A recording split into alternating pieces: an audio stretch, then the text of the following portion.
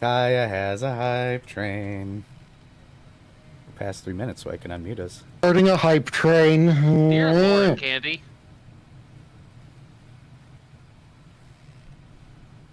A 245 stream streak for Candy Floss. Nice, Candy. That is something. Congrats. I mean, Geeman's over 400 now, I think. I was at 200. Then thank you for the sub. Thanks for the sub and starting a hype train on my channel now. To be fair, I think that's because Geeman just only lives in your chat. I don't believe Geeman actually actively lives outside of your stream. Oh, as in, you think that Gibbon is just imaginary aside from, While Zim's stream is online, yes. Is he a -0? And yes, Mala, thank you for the resub. See, now that you've said that, Taya, I have to wonder, if you divide by -0, does that create everything instead of dividing by regular zero, which creates a hole that destroys everything? Dear Lord, Vari. Thank you for that, Vari, dang it!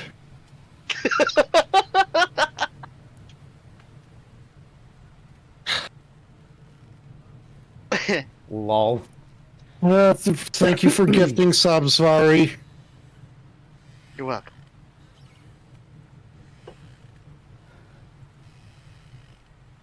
Two hype trains going simultaneously, but I think we should go after Taya first here.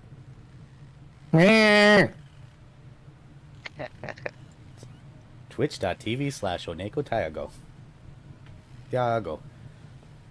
Which they can definitely spell. ONEKOTYAGO. That's a capital O and a capital T, folks. Thank you for the support. Yes, show more support for the adorable Femi Catboy Demon. Bury them and live in support.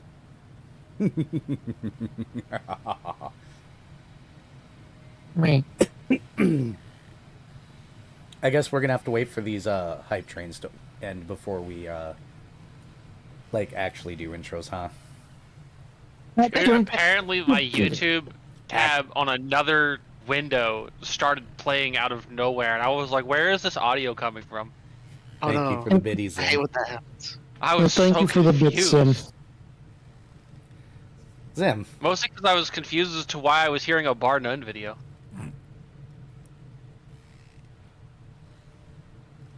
Thank you again for the bit, Zim. Jiminy Cricket. Thank you. Yeah, I'm just gonna put it on the transition screen where you guys can watch. It's okay, I'm tapped up now. Okay. Okay.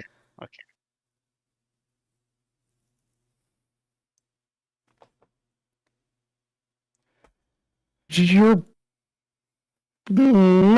great beans.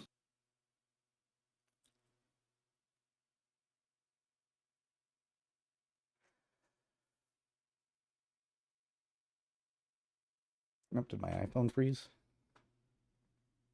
I'm doing all right. Ring. People are showering me with love, and it's making me go meh. All right, roll it each one. 4. You got a 4. Damn. Nobody's redeemed that in a while.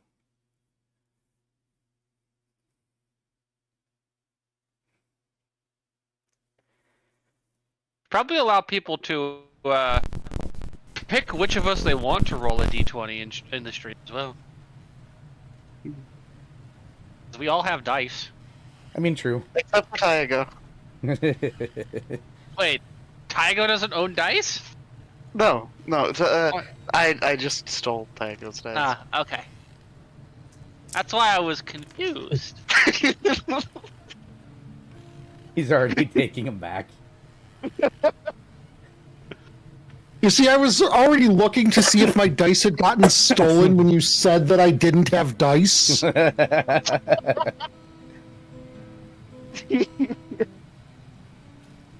Clicky clacky math rocks. Which, Taya, we have a amusing story to relay to you about a individual that plays with us in another game. Oh dear. He didn't believe Did in not believe RNGesus in or the RNGesus. dice gods. And owned 0 physical dice after 13 sessions. Oh dear. Guess how his rolls were. They were garbage. He was rolling negative successes frequently. Don't worry, we solved the problem. Negative successes? Scar Yeah, you yeah, can how those- botch by rolling negative successes. Yeah, ones to subtract from results. Ah. And yeah, when you're Yep. rolling multiple d10s and you're getting multiple ones in your multiple d10s. He would get multiple ones and nothing above like a 5, so he was just not getting any positive income on those numbers. It was really funny. And I was threatening to get his address from somewhere and then ship him a bunch of dice. He got bullied into buying dice, and then his rolls were better.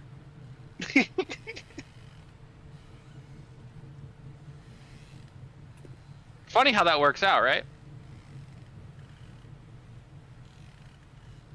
Yep. So we inducted him to the Church of the Dice Gods. Things got better. Yeah, Era put together a sermon, and it was kind of funny and kind of great.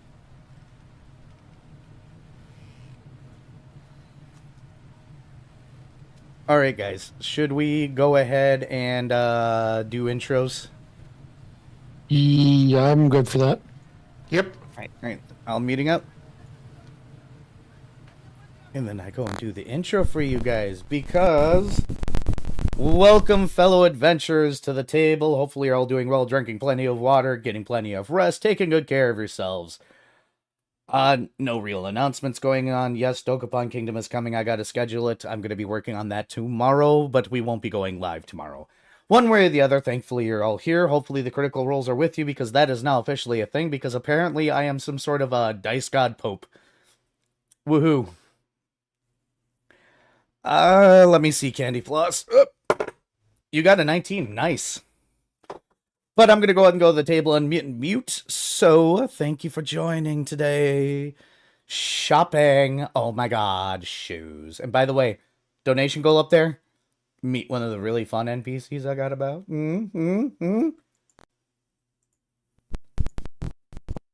Wow. Pat Era. Yes. And I'm back. Everything worked this time. By itself. I didn't have to f with things. Mala, I am neither going to confirm nor deny. What more outfits, more flair, tip goal will lead to. Oh no, I just realized. Oh, Oh, I'm upset. I mean, No, the you're tip not. goal's right there. And Taya You're has not. a tip goal this time. And so does Zim, so everybody has one. Do bits count? Unfortunately, no. Okay. Tips are directly to us. That way, they come directly to us. Ooh, sneaky puppy. Hey there, Spooky. And Well, shall we I get assume started with several of us, if not all of us, run Pokemon community game. And all of the work I did making the tip goal tracker is now unnecessary. Nice, it got completed. Thank you, Key. We didn't even get to intros. Lol. Hilarious. I've donated to both of you, but I have not gotten to donate to Taya yet. But one way or the other, welcome one and all. I am your wonderful, amazing GM and or pseudo god of Twilight here. about to run the biggest shopping expedition of these characters' lives until they come back here, obviously, because they're going to come back here. Let's face it. But we're going to go ahead and pass it on. Hey, Key. Hello, everyone. I'm Carcerus, also known as Key, and I am playing Last Lost, the Smoke Lion Paladin. Oh boy, I am so excited for tonight. Okay, Viv, it's your turn. Hi, I'm Viv. I'm playing Shoal Brinecoat, the Cat Shark Ranger, with a little bit of cleric thrown in. I exist to bite things and to be a gremlin to somebody at some point in some way. Vari, go. I'm Vari, and I'm playing Fret Signature, the mute musician bard.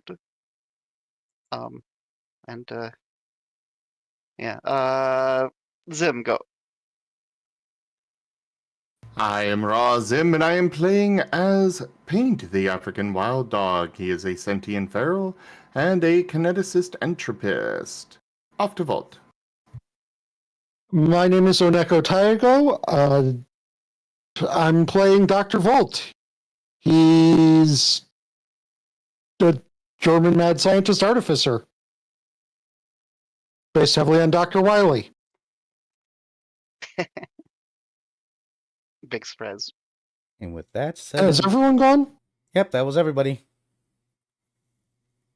So now we get to go to story time with Darren. Ba-da-ba-ba. We'll go over last week's lovely session from our Master of Notes, Darren. Oh, don't tell me this didn't load. Of course Darren didn't load. Well, apparently we're hearing a recording from Darren. You jinxed yourself. Yep. So you said it was working. I didn't fix the settings on Darren. It's okay. Darren's just absent today. Hang on. I have a Fugi for this. Oh, geez. Do I need to go grab a Fugi?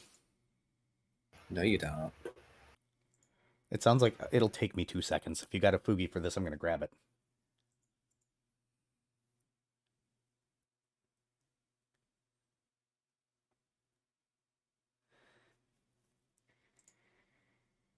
Because who did I get recently that I can use for this? Ah. Just let me know when you're ready, Era. Almost there. Almost there. Yeah, got it. You're good. Hello, everyone. Unfortunately, your usual, what do they call him? The note taker is absent today. Don't worry. I'm here to give you exactly what you want. Now then, what chapter was it? Oh, that's right. Session 29. Revelations Part 1. The Trails We Choose. Dr. Volt checks the time as he finally gets many of the bits and bobs of the corpse pulled apart. Unfortunately, he must tear himself away in order to get to the team meeting with Betty. So, the good doctor starts cleaning things up and locking down his autopsy room for good measure. Making his way to the bakery, Volt notices how normal things are in Twilight at the moment. Aside from everyone being armed, sometimes two and including the teeth. The others have already arrived, and Last is currently making a new specialty item, a donut sandwich with mascarpone filling. Paint is curled up under a table. Fred nods to Volt, and Volt nods back. Fred tells Volt to ask Lost about last night, causing Paint to whimper. Dr. Volt quirks an eyebrow, stating that sounds ominous, and asks what happened. Joel quips, a murder most foul, causing Paint to whimper again. Last sighs as Paint sends along the image of a monstrous last dog getting torn apart, then whimpers and curls up tighter. Last does his best to keep the description of last night's events brief, and is delighted, at least in part, That Volt already surmised that heavy winds would be bad for the Vapor Cat. The bell at the front door rings as Betty comes in, wearing a fabulous dark red dress and hat seemingly from the 1920s. Fred pantomimes a silent wolf whistle. Her heels click upon the floor as she walks over, then sees the tray of desserts and frowns. Betty bought the outfit today and plans to wear it to the bar fight to hide the blood. Looks like I'm going to have to do some editing here. Darren, darling, it is blood, not bloody. Shoal approves and compliments the choice. Leveling a look over at the proprietor of the bakery, requesting matcha or oolong tea and something sweet.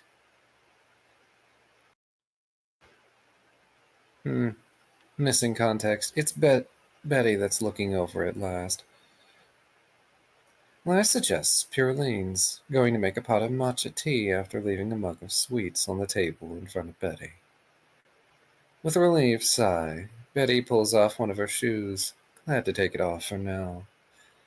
Though she takes the opportunity to show off that at the press of a button, a switchblade pops out of the heel. It's a pair of stiletto shoes. After tea is served, Betty takes a deep breath. She asks that the group forgive her for getting angry as she's now off the pain meds. She's also not supposed to fight, but she's going to fight, and also kill anyone that stops her from fighting, explaining she has taken time to reconnect with her past and meditate, and now remembers that night much more clearly. She's already told the guard, thankfully. Oh good, we're not going to be playing musical telephone. She was making tea and food for herself, but there was a knock at her door. When she answered, there were 5 men in trilbies and trench coats who pushed into her home. The encounter was strange, especially for her, an experienced fighter. The invaders didn't move in normal ways, like they had no thoughts to their actions, as if their bodies moved on impulse. Betty notes the invaders' faces were partially obscured, though she did recognize one of them. Not the one she knocked the tooth out of. That guy didn't even react. The expressions of the men was unsettling. Eyes open, but not there, as if they were asleep. Then things got dark, and there were sounds of someone stumbling around the room. There were 5 of them, but they weren't coordinated or really working together in any capacity. 3 of them grabbed her and dragged her to a corner. Apparently they didn't set up the creepy stuff at first. No, first they pushed a piece of paper in her face that had a symbol that vanished quickly. The invaders stayed there for several moments, as if waiting for something to happen. Betty isn't sure when time got involved, but she remembers a bang and the fear of actually getting hurt. Then one of them knocked her out, and she came to when Fred and Shoal arrived. However, the oddest part is the man she recognized was one of those she had heard was kidnapped some time ago. Betty repeats how weird it was that they held the mostly blank paper in front of her for a while. There was the chaos symbol in the corner, but that one she can remember. The other one was some kind of rune that reminds her of the letter she tried to give to Fragment Not Found some time ago. Sitting back in her chair, Betty now opens up to having questions asked of her. Volt ponders the situation, knowing it is likely some form of mind control or hypnosis being used on the trenchcoats. Fred scribbles out, asking about Betty's monk training. She was brought in as a young child with lots of mental focus training and taught to punch just about anything. Part of that training was breaking one's own digits to desensitize and strengthen them. Lots of meditating. Walt surmises the amount of meditation Betty has done may have inured her to various mind control effects. But this is the first time Betty has returned to her training in a long time. Last asked a slightly unbecoming question of how long Betty has been in Twilight. Betty is, surprisingly, older than Tooth. He didn't even have his bar when she arrived in Twilight. Last ponders that maybe her advanced age in the realm protected her. Unfortunately, the postulating doesn't do much good. Almost like they were wasting time. Then again, the rune that didn't work could have been intended to brainwash Betty and recruit her. But if that's the case, would that not be the same for the letter she had given Group?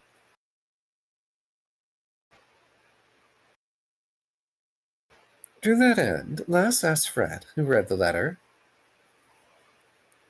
if he remembers what was in it. Fred recalls the symbol of chaos, of course, but as for what else? He remembers that Shoal opened the letter before handing it to him, where only the symbol of chaos was. If there was anything on the letter, it would have affected Shoal. Fred scribbles this out, telling the others that Shoal was the first to see the letter. The others turn to look at the cat shark. While he can't remember the details of it, Shoal remembers that something tried to affect him. He remembers his will crumbling before the magic, but it seemed to fail to take full effect. Lass theorizes that the letter was originally intended for Betty, failed, and she brought it to them. The letter failed on the group, and later, for some reason, an attempt was made on Betty again. But neither Betty nor Shoal is part of the Trilby group, it seems. Having a thought, Fred asks if Betty was ever a recaller. She succinctly answers with no. She doesn't have the intuition or patience to deal with people in the real. Nodding enthusiastically, Fred makes note of this. Still, they are left wondering why the symbol didn't affect Betty. Lass begins to speculate the reason why it didn't work is because so many citizens allowed themselves to become complacent, drowning in the games and becoming malleable. The philosophy goes above everyone's head, so Lass stops for a moment, instead asking how Betty is doing. She's doing okay, but is a bit more aggressive now without the pain meds. Though when asked if she would like her confections to go, she declines. She's about to be very unladylike in a few seconds. When the questions seem done, Betty stands, crams the purolines into her mouth to crunch on them, then chases it down with her matcha tea. Fred preempts this by crumbling up a Wonder Meal bar and sprinkling it on his donut mascarpone sandwich to avoid her eating it, then begins crunching on it. Last gives Fred a look of deep disapproval. I have to agree with Last here, Fred. Such a waste. Still funny, though. Sadly, Foof hasn't learned terribly much more about this particular situation in Twilight. Getting a bright-eyed look, Fred writes out, asking Last about his law friend, and if they've heard anything. Unfortunately, since last seeing Alan Exley, Last hasn't heard from them, but he wouldn't be too hard to find. Besides, before that, Last would like the group to get paid for the mission they went on. After that, they can see what to do next. Fred suggests going to the world mirror otherwise, the mention of the relic causing Paint to whimper again from under the table. Shoal grumps, telling Paint to stop it with the moping. Last takes a moment to tell the group why Paint was so intent on getting him to the world mirror last night. The afterlife of his people supposedly exists, and technically, using the world mirror, one could follow the thread of fate to find it. Volt asks why this is being avoided. In reply, Last explains that it would be imposing on the team, and other options not involving the full team are untenable. Shoal snorts, stating that the easy fix for that is just to ask them if they want to help with it. Fred notes that they can't exactly just leave the city anyway, not without a mission, right? On that note, Last presents the transit passes and lays them out on the table, explaining their usage. On examination, Volt finds that not only are the passes nigh indestructible, they are real. Real in the same way as Twilight itself. they cannot be gotten rid of. Last is quite taken with this idea, trying to explain that these passes are effectively now permanent additions to the recaller's persons. If they work like the realm, any damage or theft is undone when one looks away and fails to observe it, returning the pass to its default state. Fred, seeking to test this, tries to steal Shoal's pass. The first time he attempts, he merely pulls out a rubber ducky. Frowning, the kitsune attempts again, and feels the pass in hand this time. And he pulls out a link catcher ball, putting it back after. Last quips about taking all day, or getting paid. Dejected, the fox sighs and nods, but brightens up when Last promises to let him try to take the pass from him any time. After an attempt yields baking tongs, Fragment gets dressed and head off for Tooth's bar. When they arrive, they find the bar is very cleaned, and Tooth looks very, very happy. He's grinning and humming to himself as he gets everything set up, and other things put away. An amount of suspicion and amusement is had amongst the team, Shoal specifically squinting and Fret suppressing a giggle. When asked about his mood, Tooth explains he found a guard willing to turn their back and let things slide after a certain time. So the big not day is going to happen. Fret also has something important to tell Tooth about the impending not a bar fight. Curious, Captain Tooth impatiently asks what that is. In big, bold letters, Fret writes, Betty. Excited, the shark sets up Betty's table in the center of the room, after which he asks what the team want from him since they're here. Also asks if there's a way to strengthen the windows. Last attempts to ask for payment, and Fret suggests storm shutters. Tooth nods and then presents Fragment Not Found with 1,000 seals for each recaller. I got corrected on this before I came here, so yes, I know how to pronounce it right, thank you. Paint begins to very sadly begin munching on seals one at a time. While Tooth resumes setup, Shoal ponders if it would be funnier to tell them what's coming or not. Fred shakes his head emphatically, so Shoal just points at the bar and laughs before the group leaves. Now the team has options on what to do first. Go to the world mirror, or look for Alan Exley. Paint just sighs and dejectedly munches on his seals. Shoal squints at the wild dog, grumbling. Fred asks, why not both? It's not a matter of both, of course. It's a matter of what's first. Getting an idea, Last scoops up Paint and begins walking off, the others in tow. They do not find Dextrol at the training grounds Last takes them to, however. Instead, they are directed to Threshold, where Dextrol is sat in an office doing paperwork. Dex has gotten bigger, sprouted tiny wings, and the trees Paint brought back for him are now his new horns. Paint is exceptionally excited by those trees being used, but gets sad again when Dextrol says they're a bit itchy. Seeing the tiny wings, though, he wiggles out of Last's hands and runs out of the building, much to everyone's bewilderment. Sadly, Dex can't help in looking for Alan Exley. Anything inside Twilight is outside his purview. Disappointing, but Foof instead move on to their next destination.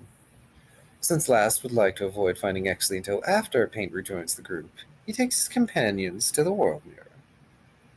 Paint runs to the blanket shop, and is unfortunately rebuffed and refused service. Undeterred at first, the wild dog runs through the streets, looking for someone to make wing extensions for Dextrol. Sadly, he can't find any sort of shop or workshop willing to take on such a task. So, unfortunately for him, Paint goes back to the world mirror, ending up rejoining the party just in time. At the mirror, Last approaches it hesitantly. Stepping forward, he reaches out to draw forth images. He sees the afterlife he saw before, or at least mostly what he saw before. The architecture and environment seems to be what was promised and more. last people, both those pre- and post-transition, are there, giving credence to its ancientness. While his mask isn't there, the Savnos instead sees him. Sitting on his throne is an entity divine, with fingers steepled, concern plain upon his face. The other gods are not there. Confused, Last extends out his hand as if to touch the mirror. Why is he there? Why not the other gods? Why not Medid? Why not Hulthrids, the twins? For a moment, darkness encroaches upon the pictured nirvana, and the throned god concentrates, banishing it for the moment. Leaning in, Last squints, pondering what that is. Dr. Volt sees this and realizes this god is holding that realm back from being consumed by darkness. It is a world at its end, held together by a single divinity. Last seems to be difficult over this, finding it hard to accept that Avnos, a deity once called the Absent Father, is presiding over the afterlife. A god who had been banished for his actions and aggression. Vol points out that, as Last describes him, he is a hunter-protector. It's in the title. Fred observes the mirror, then nudges Last, making a zooming out motion with his fingers. The Smoke Lion understands immediately and brings back the vision of his afterlife. And they find this tiny fragment of salvation is so close to the darkness. So close to oblivion. Fred has Last continue going further and further out so they can find stars for Fred to have a reference for distance. It takes a good while before any stars are visible for Fred to do his calculations and comparisons. The Kitsune notes that it would be difficult getting out there, but it's technically possible. Murmuring to himself, Last simply stares into the mirror for a while. Paint leans against his charge, finding that Last's legs have begun to shake. Going to his knees before he collapses, the paladin turns to his allies, asking if they will help him. Sol levels a look of supreme incredulity at Last, as if he's mind-bonkeringly stupid. Fred helpfully translates the looks as, "Of course we'll help you, idiot," in Shoal look. Slowly getting back to his feet, Lost smiles and thanks his friends. Although Dr. Volt points out he really wants to study this phenomenon, and Shoal warns that he's going to taste test this afterlife. To avoid further feels, as Last mentions he's rather close to being an emotional wreck at the moment, Fred suggests they continue on. It may be time to find Alan Exley. Shoal briefly contemplates doing something stupid with the world mirror, but decides against it, following the others as they go in search of Exley. Oh, Shoal, you disappoint me. Hey, sometimes I have the brain cell. Today, he had the brain cell. Can I guess we'll have There it is. There it is. Go ahead. Alas, audience, it seems we're going to have to wait for Shoal to cause even more chaos in Twilight. It takes some time, as Last takes his team on his patrol route. Fragment end up finding Exley in the Eclipse Warfront district, up on his soapbox doing a speech to absolutely nobody. Lost moves ahead of the others to approach Alan, greeting him and introducing the rest of his group. Getting down from his soapbox, the man greets the recallers, asking what they may wish of him.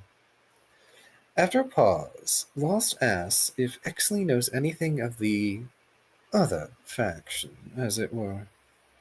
Apparently Exley was hoping they'd come to him, and he's gotten quite tired of his opposition.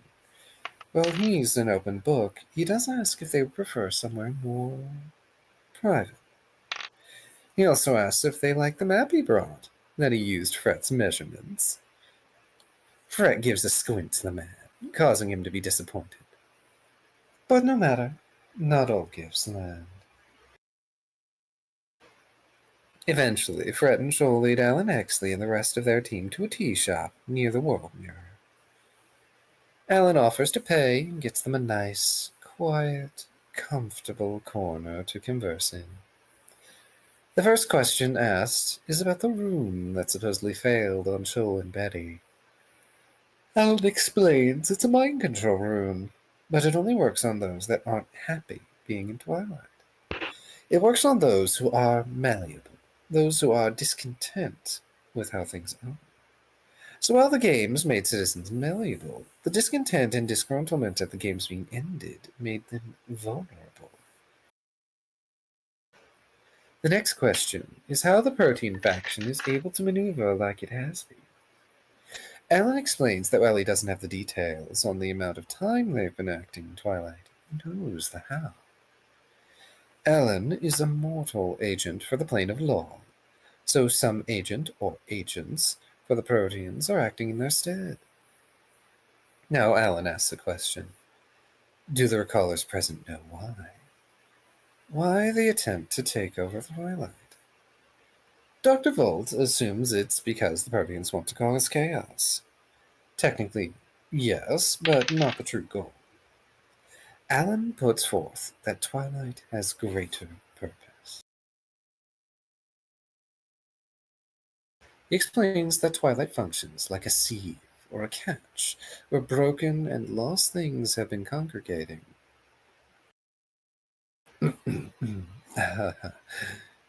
The more souls Twilight has within it, the more it plugs up a hole in the universe that things are leaking through. And if things continue to leak through, the universe will become destroyed. And that is the end goal of the Proteans, of course. They are agents of entropy, after all.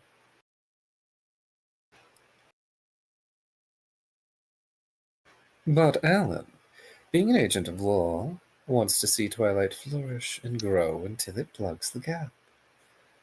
The Fragment aren't entirely certain that this is necessarily the way to go about things, even if he doesn't seem exactly wrong. Dr. Volt, as he understands the way the cosmos works, can't entirely refuse Alan's claims, but is fairly certain that Alan's way isn't the only way to achieve the perpetuation of the universe. Pratt does point out that they may need Exley's help later with various law and contract matters, especially if he becomes a councilman. Paint looks excited as he looks to Fred at this notion, then looks to Shoal and frowns. Shoal smirks. On that note, Alan suggests that maybe he could get some endorsement. This leaves the group a little leery, but Alan explains that he does not expect endorsement from this exchange. He has stated many times the information is free, but it would be very helpful for him and his purposes if he did. As an act of reassurance, Lass does tell Exley that he would still vote for the man. It's not quite voting time yet, but Alan figures that an endorsement from the Paladin of Erebane would be helpful. Lost reminds the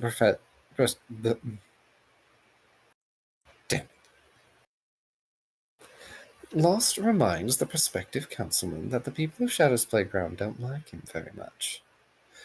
But Alan goes on to say that if this whole problem with the Protean faction is taken care of, people would absolutely love Fragment Not Found.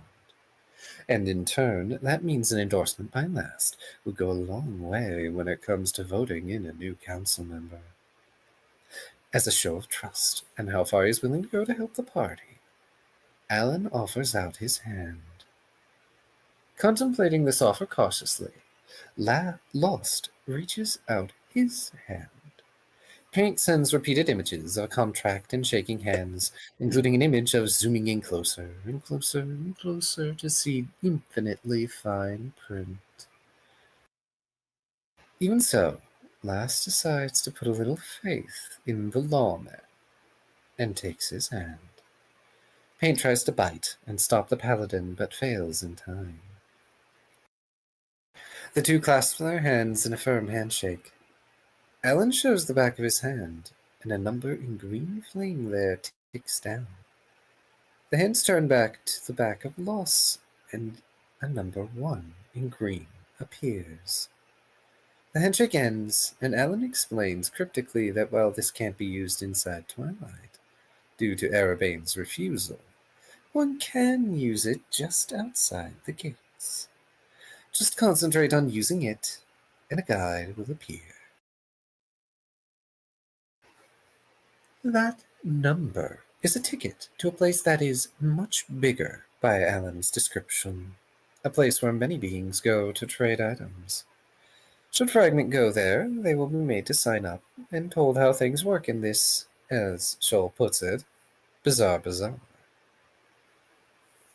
Last looks over the number, holding up his hand as he remarks his curiosity. Then he asks what Alan intends to do regarding the other faction. Well, technically, Alan has no real plan to do more than he already is. Technically, he could talk to his superiors to see about doing something. Lost remarks that bringing in more outside forces seems a bad idea. Fred, however, holds up a finger and scribbles that they could at least hear them out. Looking at his allies, Lass asks how they feel on the matter. Volt sees no reason why not. Shoal's face is scrunched up in distaste, and Paint is too busy worrying over Lost's hand to listen. At least Fred would like to... Fred? Chad, I'm starting to think I might be dyslexic. Fred, Velma, and Daphne. I mean, considering the way some of you act and the circumstances around you... I mean, we do have Scooby-Doo with us. I don't know, I think Paint is much cuter than Scooby-Doo. Anyway. Pardon the faux pas. At the least, Fred would like to get a certain outsider involved, the foxfolk grinning even as Shoal squints at him. Fred notes that the more forces that get involved, the more balanced it is. Spoken like a true agent of a devil.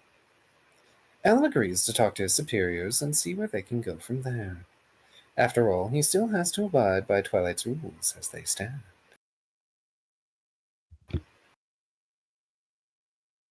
As the conversation draws to a close and Alan goes to leave, he specifically calls out Fred by telling him to be careful who he trusts. Booping the kitsune on the nose, he says that some things don't like to be ignored too long. And then he's gone, walking out of the tea shop and leaving Fragment to talk amongst themselves. Fred has a haunted look on his face, Shoal using their bond to ask if he should bite Exley.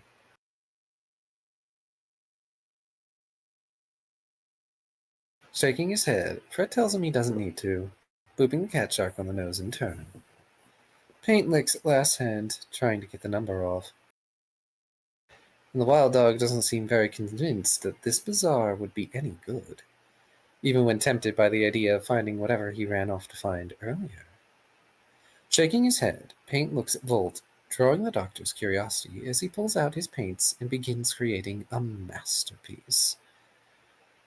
Meanwhile, Shoal makes it clear he wishes to cause a problem, but is no more clear on that, leaving it open to interpretation. Paint ends up making a painting of Dextrol in T-pose with a variety of upgrades, and presents it to Volt when he finishes. The wild dog looks up at his teammates expectantly with big puppy dog eyes. Volt looks over this schematic, muttering that it just might be possible. Fred says to Shoal that it's a pretty good piece of art. Shoal does not seem all that impressed, though Lost is mostly nodding and looking at it. While he would like to say he wants to put it on the fridge, he knows it would be condescending. Paint pushes his remaining 366 seals over to Volt in the hopes that it would fund the project. Volt pockets the seals, but knows it wouldn't be enough. Instead, he plans to petition his boss for funding for the latest in cough fashion, and give Paint his seals back later. Lost does his best to tempt Shoal to behave for now by promising to have him back in Twilight in time for the bar fight. Nodding to this, Shoal Nodding to this, Fred telepathically tells Shoal they should probably hold up on making mischief until after the bar fight. Fred agreeing to come along with a sigh. Shoal makes mental note to do this nonsense later. Goodness, how much more notes? Darren, stop writing so many notes. So Fragment Not Found head off toward Threshold.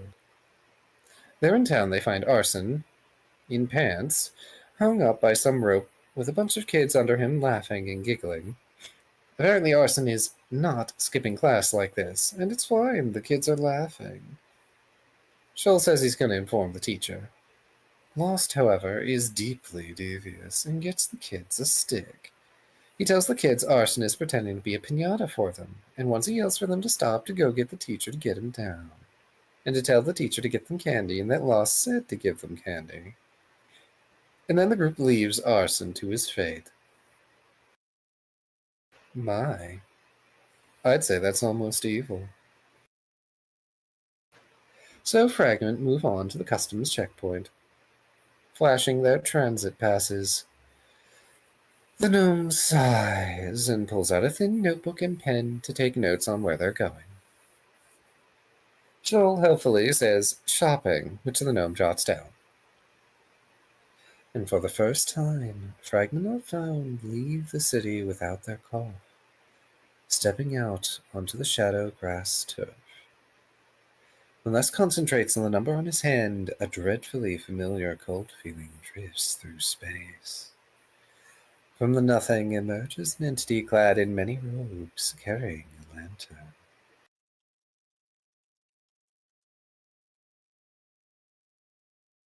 The guide tells the group to follow him, and not to stray from the path, then turns and waits for the recallers to follow.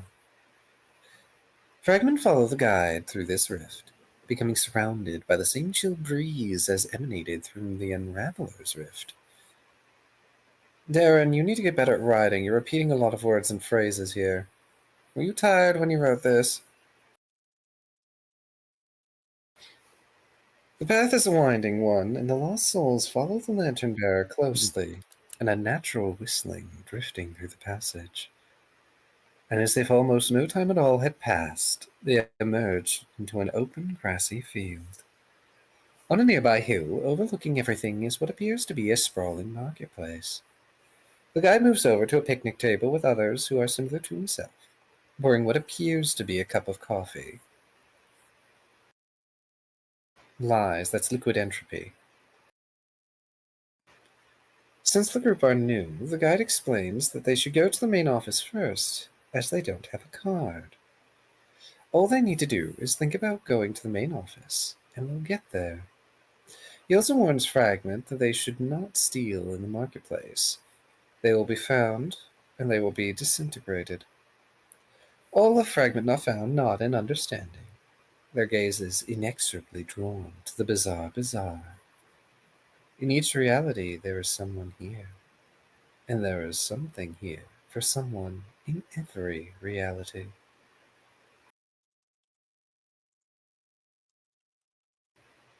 And now, finally, Session 30. The Bizarre Bazaar, equipped for anything.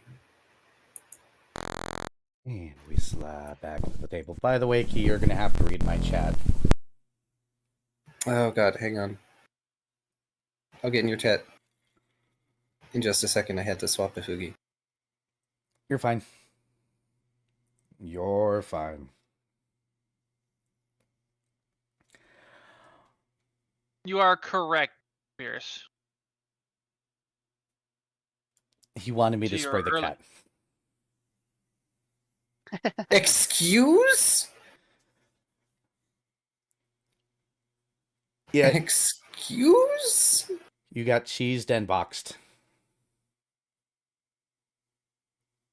Oh, well, Emil doesn't care. He would have kept reading anyway. One way or the Pierce other. is very ignorable, to be fair. Give me those back. I was wondering how long it was going to be.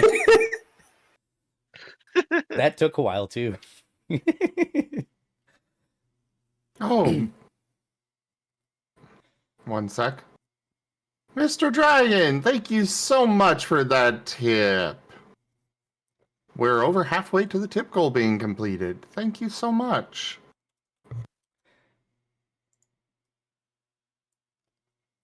So there you guys sit, atop the green little hill in the middle of this. Well, it's like an island. It's never-ending streets of pavilions and shops and stalls and people of all kin all walking around. Reminds you of Twilight in a way, but so much more vast. This one shopping area seems to go all the way to the horizon. And how would our local navigator like to roll a navigation roll to try and figure out the quickest path to the main office? That sounds like a reasonable idea. Okay, give me a moment.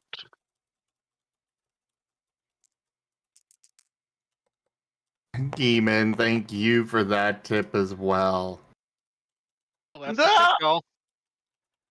That rolled off of the edge of that. And That it is would have been a my very tip high goal. number. That is my tip goal fully completed. Good to Thank know. you Wow. guys so much. And as we already established, my tip goal got completed before we actually went live. Yep, so we got one more over on my channel. More outfits, more flair. But, Okay, so that's an 8.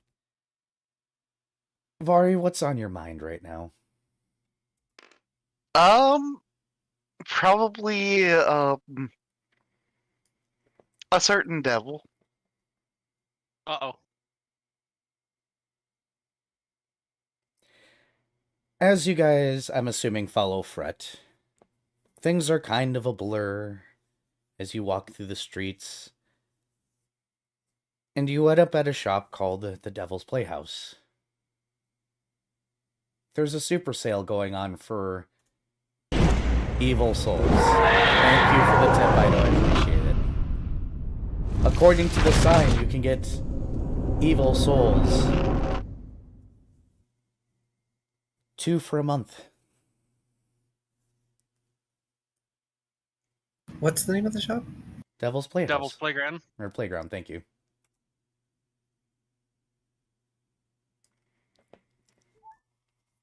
Fred will scribble out, whoops, this is not where we were supposed to be going. Hey, Shoal. You hear Yes. somebody across the street shouting, "Deep fried fairies on a stick." That's not fair. 1 for a week, 3 for 2 weeks. Well, Shoal doesn't have a week to just hand over to somebody as far as he's aware, so, maybe later. Mala Absolutely. screaming. Yeah, bonded mind, to Shoal. We're absolutely coming back here later. Yes, I want to eat one. You said Possibly 3 for a 6. week? 1 for a week, 2 weeks for 3. That's Also, Viv, Yeah. I don't know. I mean, from the sounds of things, I mean, your reason for why you can't do that, I don't know. It sounds like a weak excuse. Look, if they hadn't given a cost of a week, I would have had to roll a will save.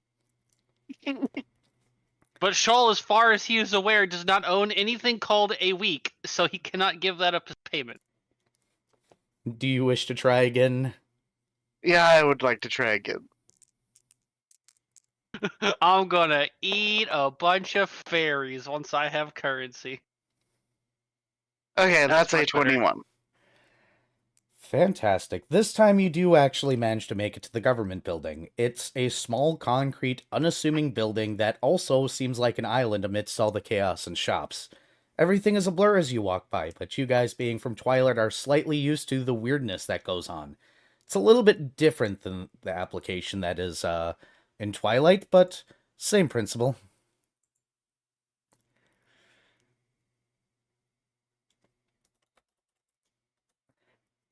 You guys, I'm assuming, are going to go ahead and enter. There's a little thing on the door that says main office.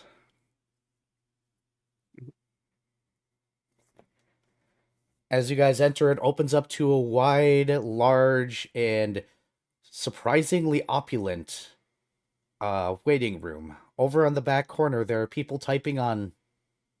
You're not sure what those are. Computers? Typewriters? Something.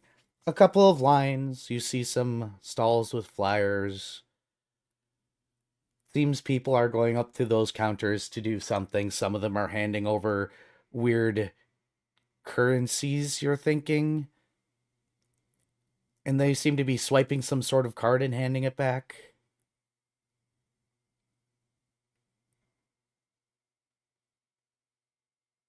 What would you guys like to do?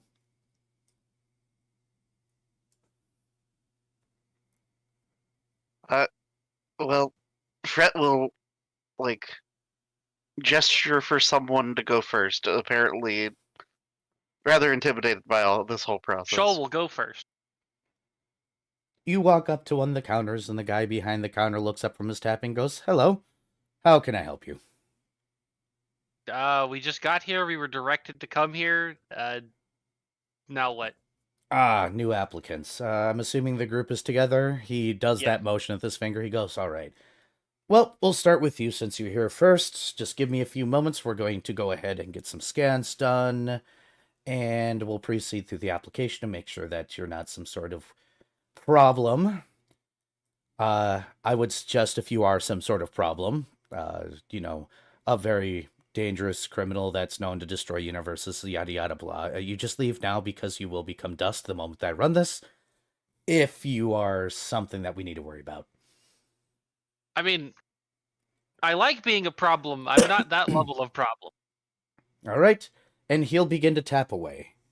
Without asking your name, after a few moments, he goes, "All right, we got Shoal Brinecoat. I don't know how to pronounce this planet name. Is this some form of water language? How do you pronounce this?" Shoal will make a complicated cat noise. He blinks and goes, "Oh, I was way off. All right." And loading.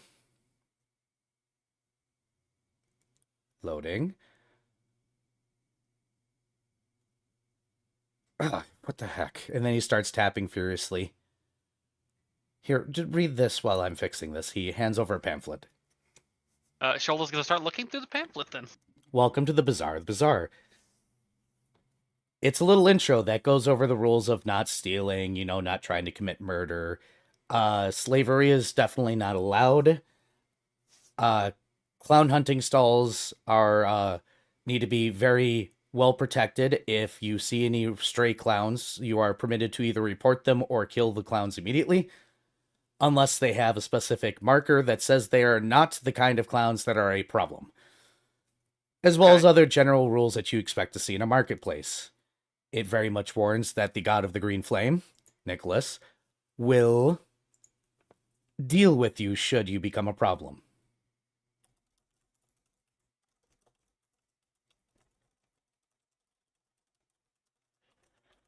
As well as, the lovely fine text that goes into the details. Specifically, it notes that no, we are not shortening your lifespan by taking time. We use time that is wasted time. Those times that you sit and stare at a wall for several hours, really bored out of your mind and tired, but don't actually do anything with. Those times where you're asleep and you don't actually wake up. Those times that just aren't being used by you. This in no way, shape, or form will shorten or extend your lifetime. Exchanging this time back into your reality does not actually extend your life unless you find a way of doing so, which we don't suggest doing. It tends to screw things up and piss off the God of Fate. We do not like pissing off the God of Fate in this particular universe, because they can come here. Please don't do it. If they do come here, it becomes your problem again, and it will be your problem very quickly. Thank you for your understanding.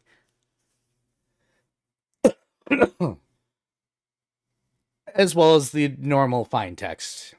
After a while, the guy behind the counter goes, "Oh, I thought we fixed that bug. You guys are timeless, I see." Kind of.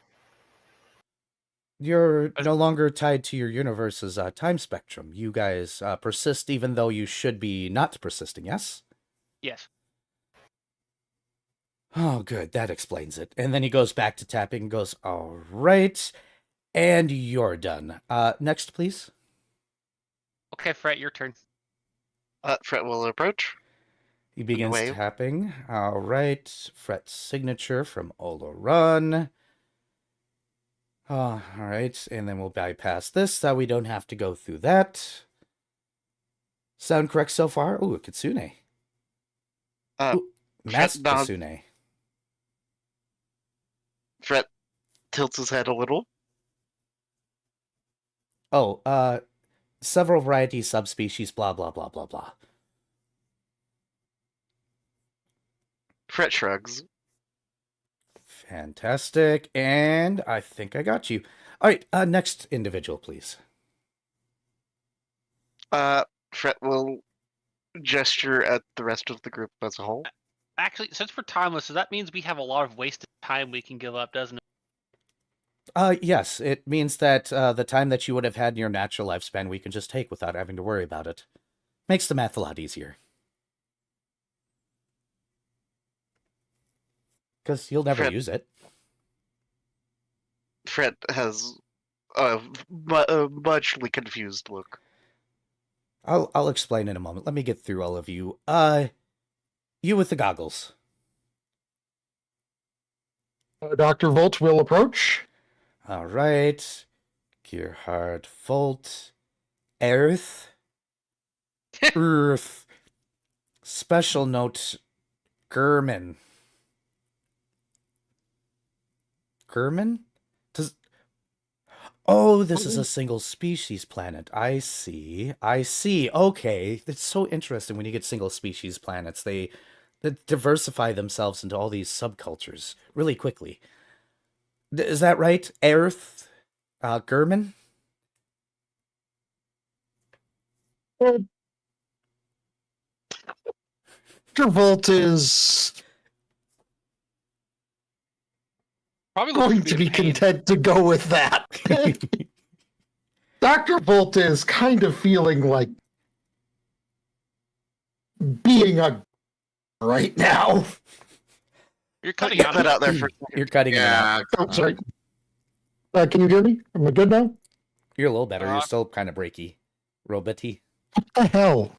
That was clear. Of course, it's always the exasperation that comes through clear. Yeah, Dr. Volt is kind of feeling like being a gremlin right now, so he's inclined to go along with that. All right, and who's next? Shoal points at Lost.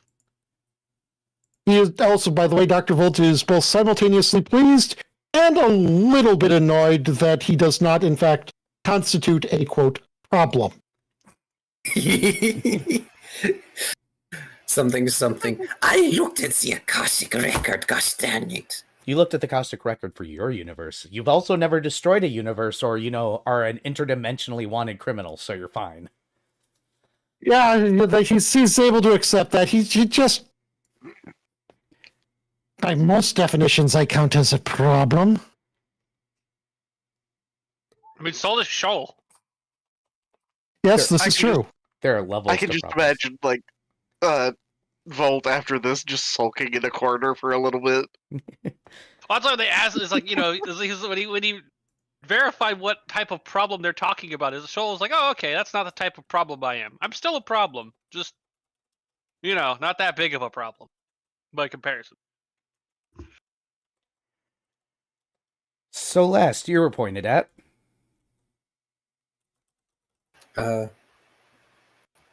Yes. Last is going to step forward.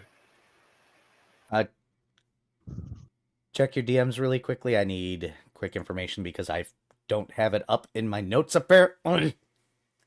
Hee.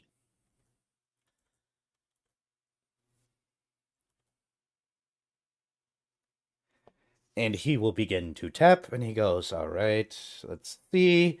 Oh, an energy species. Oh, that means you guys have been around for a while.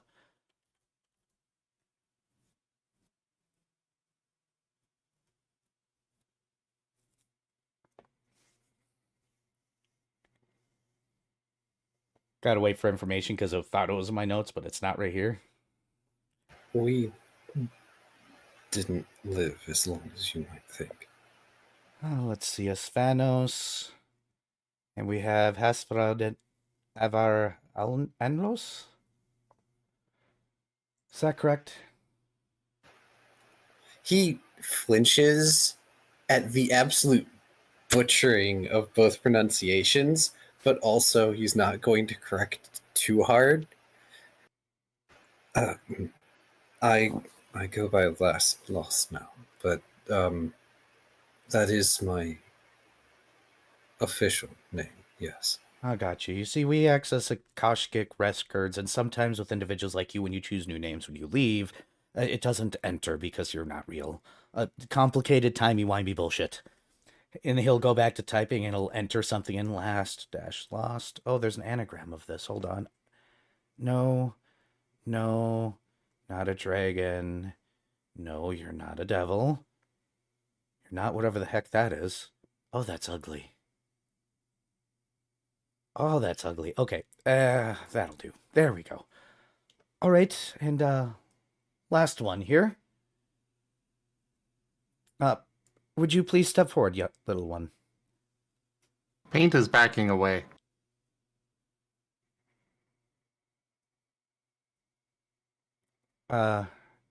He is with you, right?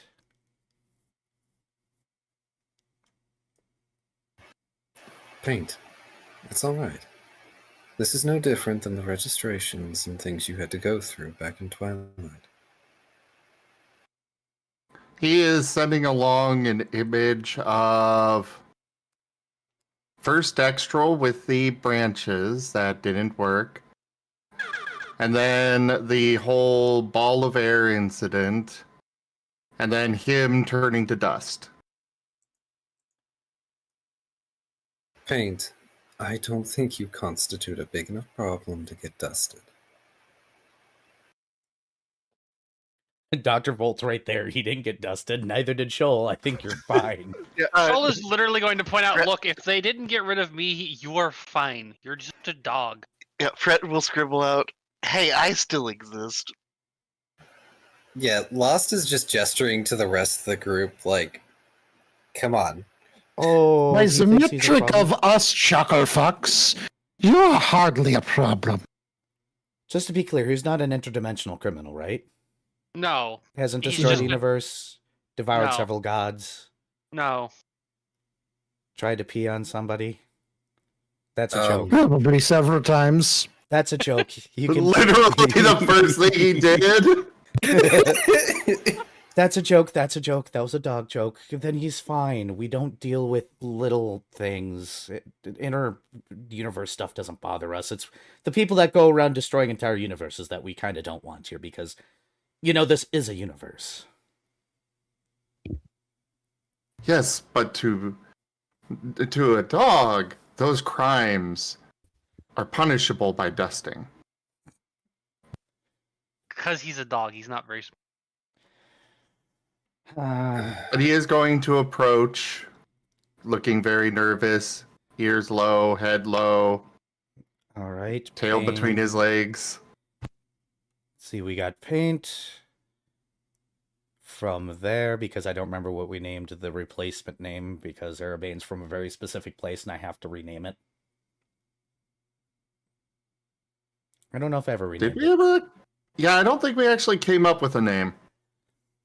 It's adjacent to a place that once belonged to a company, but now is probably contested, but belongs to a company that I don't like anymore.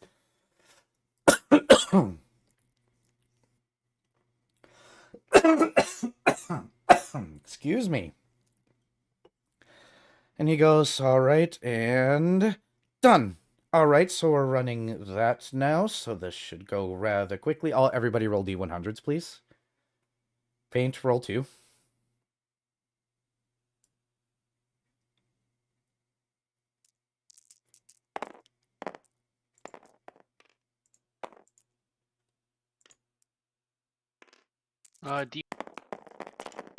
First one was 66.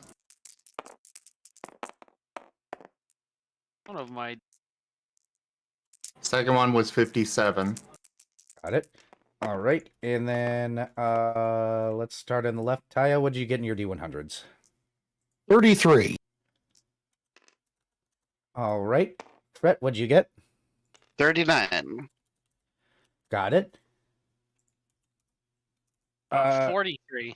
43 from that, and then Key. 79. I like how we had 3 low rolls in a row. And then. Yep. Hey, you said you got 79? That's me and Tyga's roll put together. I believe. Unless my math. Yeah, it was a little. But like. All right, and done. And then you hear the sound of a credit card machine spitting out cards. He hands one to each of you. And he goes, it looks like when we averaged everything out, because we do that for groups, you guys came out to 90 years and 2 months each. Looks like there's some divine influence here. You're not, any of you, close to, well, it doesn't matter if you're close to divine beings.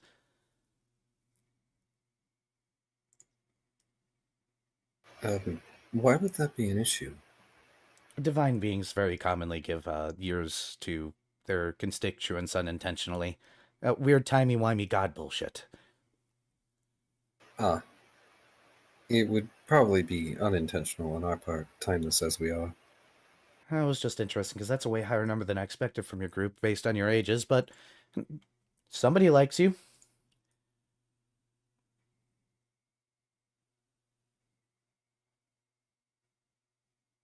What is this about a devil on my screen suddenly? Whispers? Eyes turn to fret. Oh, bloody hell, this is a bug. Delete, delete, delete. Oh, goodness, there's all sorts of stupid divine beings being involved in everything and making my machine not work right. Fine, fine. I don't know who you are. Delete. Don't know who you are. Delete. -0. Delete. So much influence. You timeless always get into so much trouble. All right. Any questions I can facilitate for you? Just think, this is less trouble than I could have gotten. Just to let you know, the pamphlet that I handed over there does include the icon for actual clowns, not the evil clowns that will totally turn you into a clown. If you're infected, please just do everybody a favor. You don't want clowns getting into your universe if they're not already there. Clowns? Yeah, clowns. Do you... Okay, that's good. That probably means they're not there. He taps at his thing. Let's see, you have something called ghouls on your universe, it looks like. A form of undead. Imagine that, but worse. Wonderful. Clown zombies. Yeah, they've taken over an entire districts before. They spread through universes like wildfire sometimes. Very popular to shoot them, though.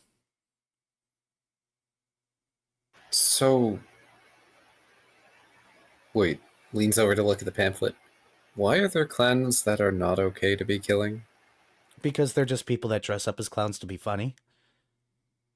Supposedly, it's some ancient ritual that started at the dawn of some universe to ward off the clowns, and apparently by doing it, making them funny. I don't know. I don't understand it myself. I just work here. Brett looks so confused. Now, just to let you know, if you ever lose one of those cards, it costs a year to replace it. And passes. Since you guys do not have stop near you, it looks like from my records, 1 month is the cost for a pass. Only one of you technically needs it. But as first-time members, we will give you 3 passes per month spent. If you guys establish some form of bus stop in your local region, whatever realm you all live in, those passes cost only 1 week. Because it's a lot easier for our individuals to travel. You know, between the realms then. But that's between your patron, whatever being, and Probably some contract with the Green Flame. He would probably handle that one directly. Actually, that's a question I'm quite curious about. Who is this god of Green Flame? What is your word for the individual that holds the domain from your world? Or do you want me to just look it up? Oh, no, there's apparently a lot of words for this. I guess the closest word is king? Well, he is more or less the king. He is a god from his original realm that became so powerful that he became an omni-god, and then kind of got tired of being a god according to his own records, and decided to separate out his own little reality run this instead. There are no guards. He handles everything directly. He's gained a lot of power over the years. I suppose. Okay, so I'm going to first roll a knowledge plans to back up what I'm about to say potentially. Okay. Or rather, right, but yeah. Okay, so that's knowledge plans of 21. Yeah, so Fred will scribble out would Primarch be a fitting word?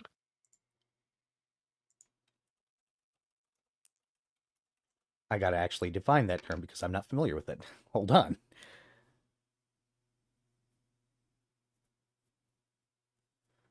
I guess in a way.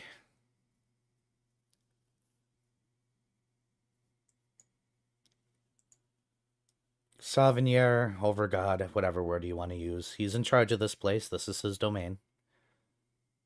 Fred nods. I'm assuming you have something similar in your realm.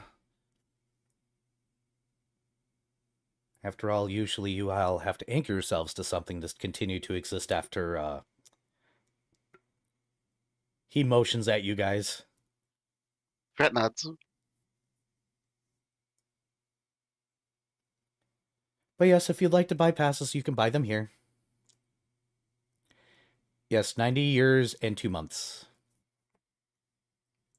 Fred will scribble out, what's the exchange rate for goods? It depends on where you sell them. If you have any particular currency from your realm that's interesting, we can sometimes do some live transfers here. Elsewise, it depends on what they give you in the market. Fred will pull out a scale for him to inspect. He'll take it, and he'll pull out one of those retro, like, computer scanners from, like, a supermarket, and beep it. He goes, experience, interesting. Well, we can't convert back to this easily. We'd have to do something a little bit more holistic, so there would be some sort of amalgamation, and you'd have to get it converted back in your home world, but... wow, it's having trouble with the math today. It does that thing where he taps the screen thing. Like, that's gonna help it all. It looks like a month per? No, Fred week. nods. There it goes. Okay. It was having trouble estimate because experience is subjective, I guess. Just for curiosity's sake, considering that he apparently still has some of these, Dr. Volt will pull out the 85 teeth that he has. She looks at them, goes, "Those are teeth, sir." Indeed, and they came from a world where they were used as a currency. Oh, unfortunately, I don't think I can convert those. Those would be better off as a sold commodity. Okay. Fred will pull out worth a shot. Fred will pull out 72 teeth and offer them to Volt. Okay, well, at least now we're condensing the teeth, at least.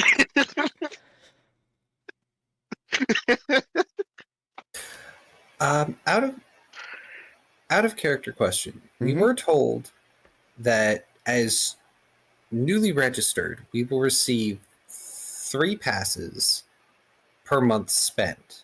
Yes.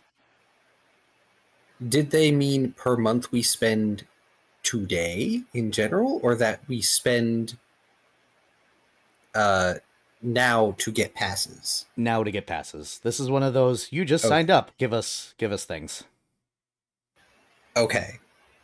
Because that means that each of us is capable of getting 6 passes. And we will have 90 years left over. Gotta love that OCD. Only one of us needs to get the passes. But also, if all of us have passes, it won't matter. I'm fine with that, personally. Yeah, sure. That sounds good. Yeah, let's go with that. You good with that, Paint? Yes. All right, so each of you are able to give up the 2 months and get 6 passes each. This does appear as a number on the back of your hand that disappears from view, and the guy behind the counter, not a she, goes, just as a heads up, you can make those numbers disappear if you would like, so that way other people don't see them. You can invite others here. If you invite a problem, we might hold you liable, so don't invite an interdimensional criminal here, please. I have an important question here. Have you recently been watching any movies that have starred like Justin Timberlake or anything? No. What? Because I'm waiting for he it. was in a movie. This isn't leading to a joke. Yeah. He was in a movie in which time was literally money, and your remaining time was displayed on a number on the back of your hand. Wasn't that an anime too? I don't know. I got this idea from another GM of mine that I was given permission to use this concept. Huh. Ted did this. Yeah, I wasn't going somewhere with this other than to where it was to be go with. I've seen like shorts of that. I've never seen the actual movie, but I've seen like random in passing stuff about that. Yeah. I know there's a thing called I Infinity am Train, convinced. but I am convinced that someone at that studio just said, "Yeah, you know what they say, time is money," and someone was like, "Time is money. I can work with that." nope, this is a creation of Ted's. He ran this in a game that I played like 3 years ago. And I was like, "Can I borrow this for my setting?" And he's like, "Yep." I was like, "Cool." Nice. Okay. My head's not all with me today, so basically all of our lifespans were taken, averaged out, and we each have 90 years now? 90 years after you guys buy the passes for 2 months, yes. Okay. On a little credit card.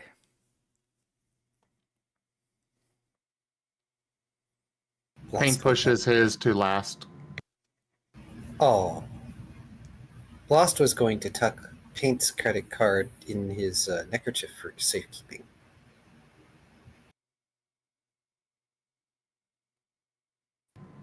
Paint has no use for plastic thing. Oh. He can't eat it. That means you're not Munches trying another hard enough. scale. Well, I suppose I'll hang on to yours so it's safe. But if you find something you want, let me know. So the question is now that the doors are open, do you have any last minute questions for the attendant?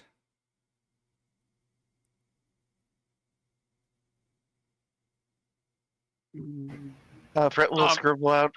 Okay, so we've got exchange rates in one direction. How about in the other? What is the general rule as far as value? You mean across... We're in an area of multiple realities. What a gold piece is for you is not what a gold piece is for others. Typically speaking, usually a month is around... He taps away. Normally... how do I do this? Let's see. Can't pull up information there. He points at paint. That one. No, that one. Oh, that's bad conversion rate. You can get a +1 sword for how much? No. Terrible. Then he points at Fret. You. Gold piece is worth roughly a month on your world. Fred nods. But multiple realities, yada yada blah. So, any other questions? Yes. Do all the merchants in the bazaar only deal in time? Yes. That is a universal currency. Some of them will buy things for time, or you can use your time to buy things. Okay. He just sort of rummages around and pulls out the bag of gems. Would it be best if I converted these? You would have to sell those in market, honey. Okay, I see. By the way, yes, you can open a shop if you'd like. The pamphlets are over there. The applications are over there. All the rules are in there about what you can and cannot do, if you're curious. Any other questions? I mean, Shoal doesn't have any, and worst cases, he does, he can always come back. All right. Yeah, Fred shrugs. In which case, this is a pamphlet for setting up a bus station in case your irks use a stop, if you ever would like one. This is how you guys would have to go about it.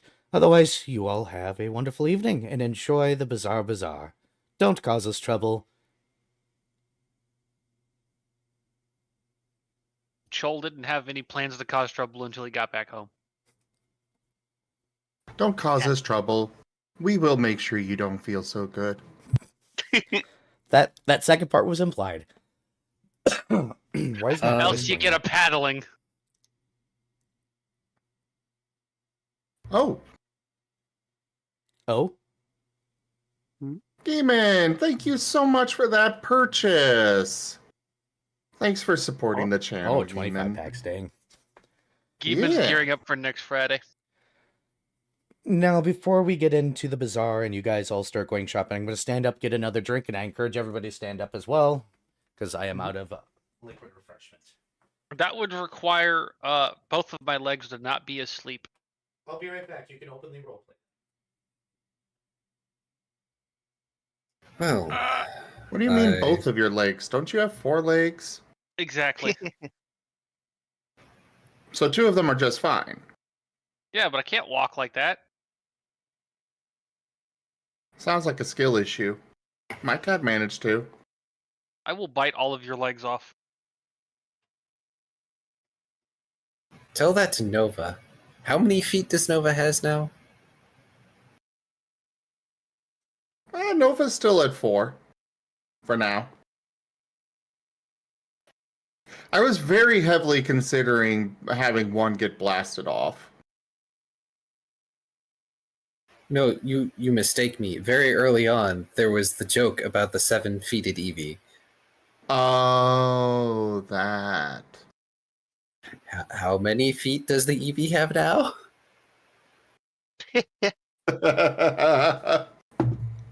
If he starts turning into a 7-footed mutant, Narashi's just going to put everyone out of their misery. This is not Fallout. She is not willing to put up with those shenanigans. I'm just gonna look over at the mushroom cloud in the distance that's still going up. That doesn't mean it's Fallout. So There's not enough communism. I have put together Fret's wondrous item wish list. I don't even have a wondrous item wish list. I can't I even don't- figure out what feat I'm getting for the level up thing, let alone what to buy. Oh no, Yeah, I so- forgot to help you with that.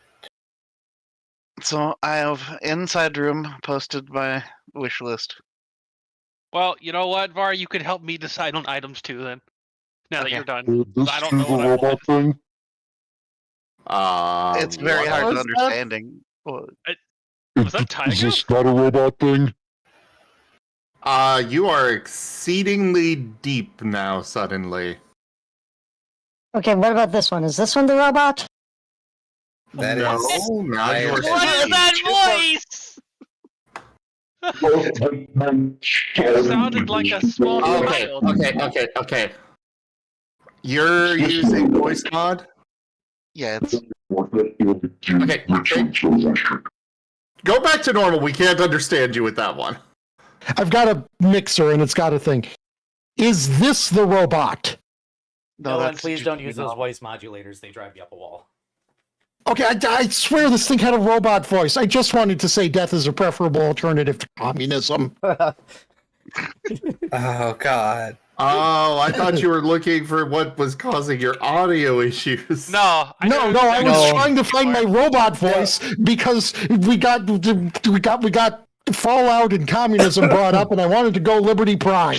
I was about to say, darn it, Liberty Prime, how could you fail us? Well, Liberty Prime has failed. Really quick question, Zim. What category are assault rifles in your game? For weapon size?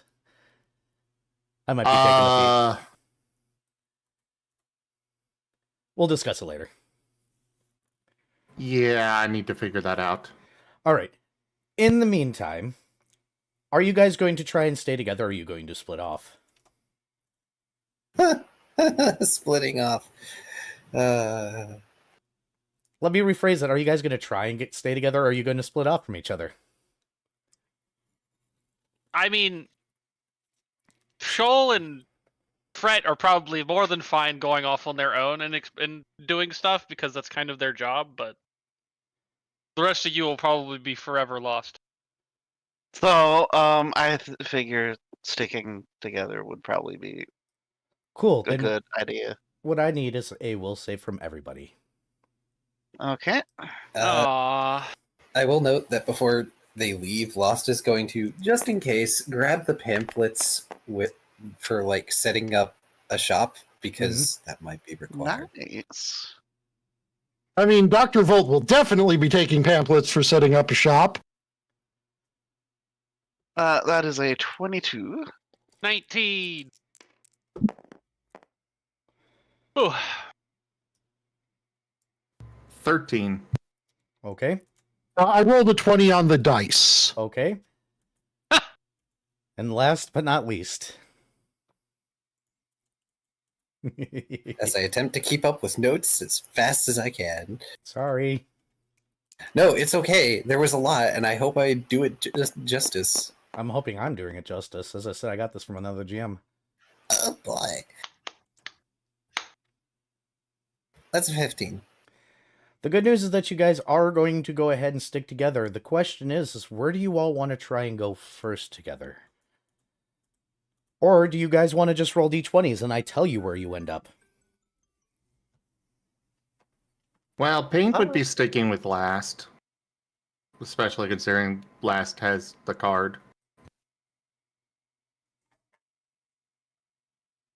Well, Fred, having seen a thing on the way here, and kind of wanting to give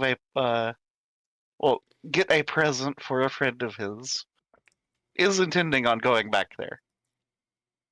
He's going to the Evil Soul Shop. Uh-huh. Ah, the Devil's Playground.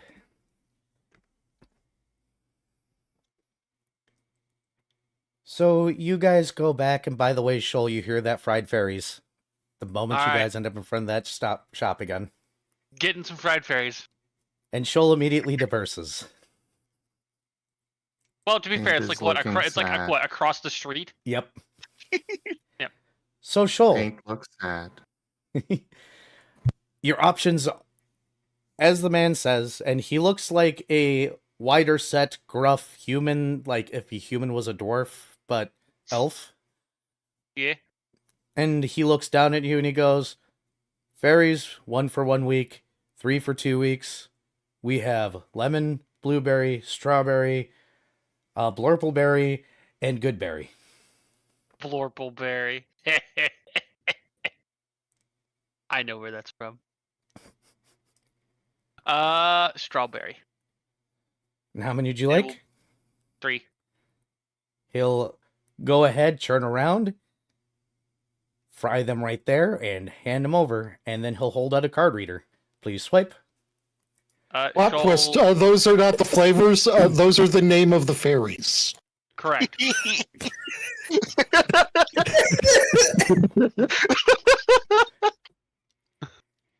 Sorry, he's out of mala flavored right now. They're very popular here. Yep. Shoal will have to check back later to get some mala flavor. Anyway, Shoal is gonna like very carefully try and like swipe his card. You swipe your card and you can deduct 2 weeks from your total. Huzzah. Okay, so we all have 90 years, correct? Yep. Okay. Your This is. math. Hang on. It's here. So for us, 24 hours is a day, 7 days is a week, 5 weeks is a month. There's 12 months to a year. So you just took out 2 weeks. So you have 89 years, 11 months, and 3 weeks. Cool. Good to know. Key is going to do all of the math for us. 89 Please no, I have notes. 11 months. And you said 2 weeks or 3 weeks? 3 weeks. 3 weeks. Thank you. After the first conversion, it'll get easier. Yeah. And you will be handed 3 fried fairies. Gimmon, that's probably what Mala's flavor is wander meal. Ouch. Damn. When you go to bite into the first one, holy goodness, this is the sugariest thing you've ever eaten in your life. Being fried, it makes it worse. And then the very end, you get the slightest hint of strawberry. It's like a funnel cake with tiny bones. Crunch, crunch, crunch, crunch, crunch. Anyway, one is going to get offered to Fret. Fret will take it, blink down at it. It's awkwardly shaped. Like, you can see, like, butterfly-style wings.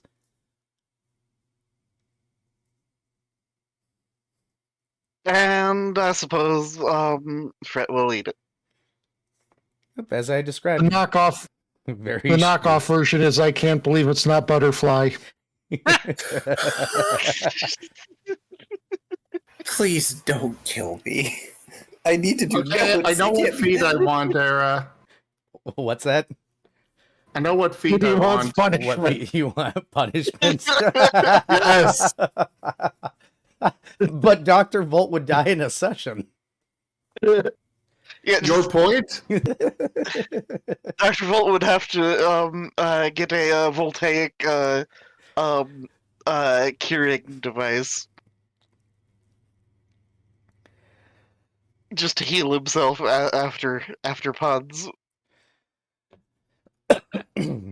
Just give him some almond water.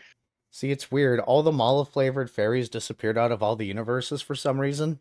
It's like they're all lined up for a certain other universe for some reason. Yeah. To be put in a jar. They're on an assembly line. They're tied to the assembly line and only let go when it's time to go into a jar. So, about these evil souls. Yep, are you going to go in? Of course. Behind the counter is an obvious devil-blooded creature. I don't think Tiefling is owned by Wizards of the Coast. Considering I played a tiefling in our last Pathfinder campaign, you are correct. Yep. So we got an obvious tiefling behind the counter. Along the walls, you see various mints. They look like coins that have an interesting luster to them. Some of them are in special containers with special pricing, almost like collector's editions of coins and stuff. You also see the discount rack where the sign is hung up, where you can get 2 souls for the month instead of just 1. soul coins. Yep. Bari and I Well, have played Baldur's Gate. I'm sorry. I'm just here thinking, how much do you have to be fucked? How much do you have to have fucked up in order to have your soul be the fucking manager's special souls? Yeah, that's messed up. Well, you got to remember there are like universe destroyers out there. They're probably worth more. Yeah. So, yeah, Fred will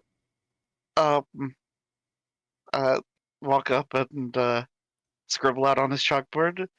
So tell me about your wares. The tiefling's gonna lean down and look you over and be like, "Oh, interesting.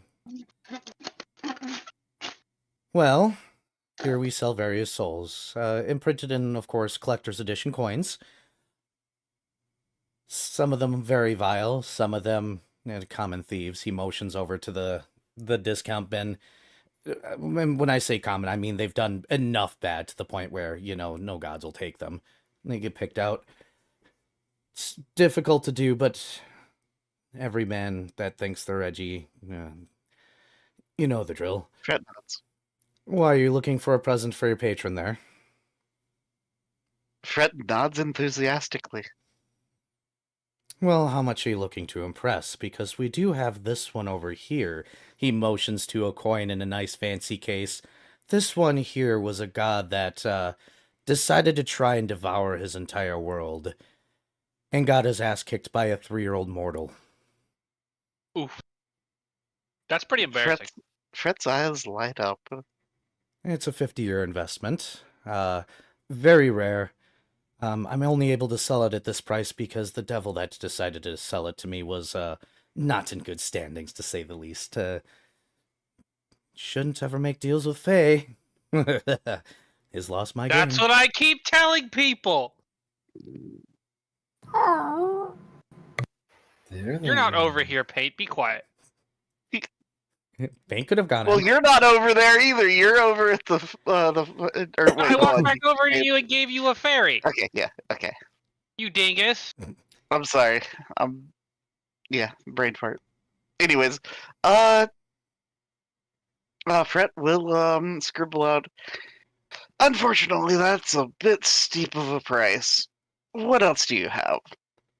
Well, it really depends on how much you want to impress them. This one's a special item. Are you looking for something unique? Are you looking for something a little bit more common? Does your patron have a certain flavor? You know how patrons are sometimes. They like, the deep and dastardly serial killer kind. Some like to torture, well, everybody. Fred has a contemplative look, and will scribble out 2 words. The irredeemable. Oh, that's going to be definitely out of your price range. Irredeemable are special and highly coveted. Usually bring the most power. I think the cheapest one I have, and I only have 3, is 1,000 years. Fred kind of staggers back a little. Yeah, that's fair. But does scribble out tentatively. Noted for the future, perhaps. That is interesting. For the time being, what is your budget? Fred will. So are we sharing the 90 between us, or do we all have 90? You all, We all We all have have 90. Okay. Shoal is Sorry, half. Paint brought down the average. didn't. I mean, Paint's a dog. Shoal didn't expect anything else. Oh. But no, you Dog probably and brought Faye. up the average, actually. I think Shoal probably had the shortest lifespan. And the least random nonsense influence. No, he had Actually, wait. Yeah, because Erebane and also A cleric of a god. Yep. The only person here that doesn't have a direct tie-in with some sort of divine being or divine adjacent being is Dr. Volt. He just has a tie-in with a divine artifact, basically. Yep.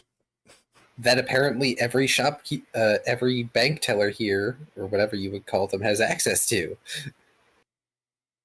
Wait, How what does that Bane have? feel?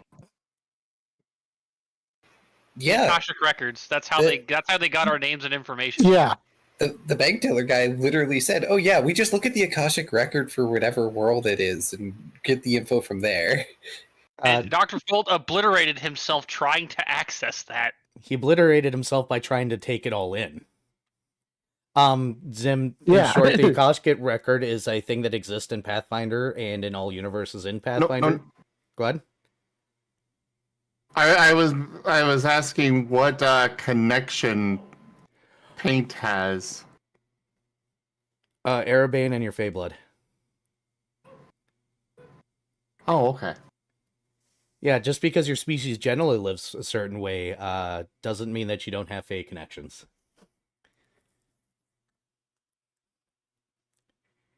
Fair enough. But Fret will scribble out. Well, for this first foray into the bazaar, I'm thinking maybe 10 years or so. 10 years. He's going to point to a section that has, you know, when shops like put things in those little plastic boxes like dice and stuff. He points at that area where there's a bunch of those, and he goes, over there you'll find most of those. The more interesting ones are in the back. There is one man there that tried to punch a god by breaking in his world. Not really irredeemable himself. It's just the way that he did it is he made 12 contracts with 12 different devils, and it ended up in devil court. And he told the devil judge to go piss himself. Fret will scribble out in italics. Perfect.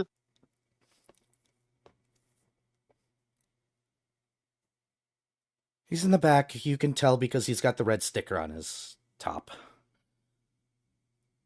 And Fret will go look for that one. It takes you a few minutes to find it, but you're pretty sure it's the right one. It's labeled the piss yourself man.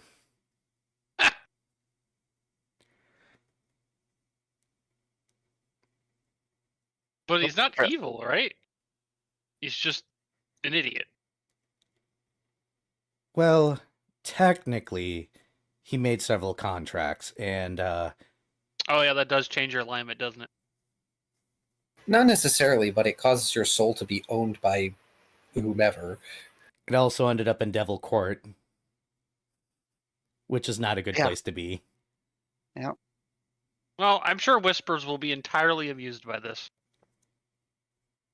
Yeah, so how much is the total for 10 that years. one? Okay. Yeah, in that case, yeah, Fret will pull out his card. Yep, he'll offer over a card reader, and you swipe it, and you lose 10 years. Yep. It sounds like this guy tried to scam devils. That does change your alignment. To go punch a god. For some reason. That sure changes your alignment to chaotic, all right. Dang. And then I can think of a goddess who would have totally, welcomed this guy into her afterlife. Yep. Yeah, too bad he ended up in Hell Court. Yeah. But you have that now. Okay. Well, that satisfies Fret for now as far as that. Perfect. So I'm assuming nobody really has other places to go other than Fret, because Fret always over-prepares by knowing every item in existence in Pathfinder. To be fair, one of the reasons why I was asking what the conversion rate was was so I could at least more accurately look up some things. So Dr. Volt is going to at least want to find a magic item shop. Did you guys want to do Oh. that next, or did you guys want to go into the random 20s where I start spamming places at you? Ooh. I don't know. I think that finding a magic item shop would be a nice thing, though. Yep. All right, magic item shop is next. Because, I know that... I'm trying to find the. Who wants to lead the price. way and roll the navigation? I'm going to tell you out of character it's roughly a month per gold piece, but it can vary greatly. Yeah. Oh, I'm yeah, trying then- to find the. Trying to find the gold amount for a specific item, but Google does not want to Wait. cooperate. Roughly a month per gold piece, but scales are roughly 1 per week, and they're also a gold piece. Yep. Yep, different conversion. So we are definitely much better if we can buying whatever the hell we want to buy in Twilight. Possibly. Okay. This place, once again, has everything. Let's see if we can. Let's put it this way, Volt. If you want something technology-based, it's probably here. True. Also, you got gems to sell. Yeah. Dude. Also that, yes. So we've established that the gems might be a little bit less standard. And I figure that with that conversion rate, literally nothing on my wish list is something that I can actually afford. So Same. oh well. I don't even have a wish list. Y'all are missing the point, but okay. Nah, it's... I don't even But know no, what I if you can can't use. afford it, you can't afford it. If you can't afford it, that means we just have to sell something. Yeah. True. If you can't afford it, you might have gone to the wrong shop. Also, Yes, there is a tip goal, Mala. We are at 10 out of 50 on my channel. But I'm neither going to confirm or nor deny that is who that tip goal is for.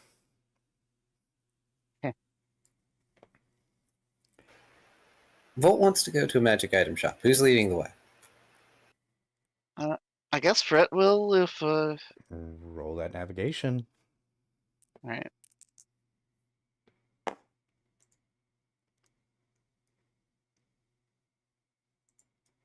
Okay. That is going to be a 24. You come up to a shop after going through the blur of the city streets, and you guys walk up to a wondrous shop. Literally named Wondrous Shop. You can tell because of the quintessential pointy hat, the star on it. Oh, this looks like a magic shop. Not really wizardy, but... Oh, Dr. Volt just had an idea. So, Ari, you said that we might not be looking at in the right places, and you're right with that. But Dr. Volt also just had another idea with that. Oh? If a scale is the equivalent of 1 gold piece in Twilight, Yeah? and a scale is only a week out here, and that means that 1 scale in Twilight can be converted easily into 5 weeks by someone who can make stuff. Uh-huh. I'm not going to try and figure that out now. I'm in brain that. Dr. Volt is effectively just like, I can use conversion rate shenanigans and the fact that I am a crafter in order to make bank. Yeah, even at a 50%, you're still going to be a net positive. So there's Let's a magic just shop file. in front of you. I was going to say, let's focus on the bazaar now. We're not back in Twilight. oh, I see what you're trying to break. Put a pin in that, and don't make me take this away. breaking stuff. Magic shop. In we go. Okay. Oh. Yes, this is a magic shop. You can tell because it's bigger on the inside than it is on the outside. You see a man wearing a pointy hat on the back, the way back, sitting behind a desk with his feet up. What color is this magic shop? Yes. Is it blue? Is it box-like? No. We're not going there. You were the one who said bigger on the inside. We're not touching that. He has a pointy hat. Can't be that. He has a pointy hat. Yeah, it's not a fez. And I'm assuming Anyway, you guys browse. Yeah, It's- Blessed Book, Harp of Shattering, Scabbard of Keen Edges, Headband of Ninjutsu, Shirt of Immolation, Cloak of Fiery Vanishing, Seducer's Bane, Bracers, and Boots of Striding and Springing. To start by going around the table, we'll get to you. Gods. Dr. Volt, roll Try to do perception. what I was-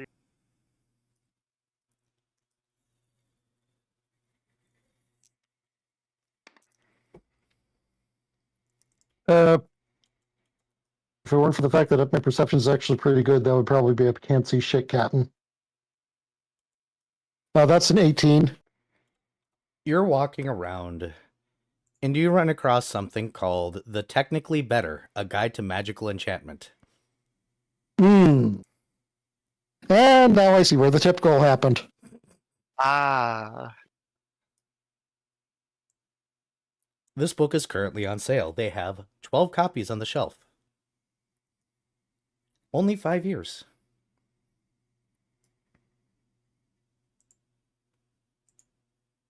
What's the title again? Technically better what? Hold on. A Guide to Magical Enchantments. Do you want to roll your knowledge everything to try and hope that you can figure this out? Sure. In fact, Dr. Volt being as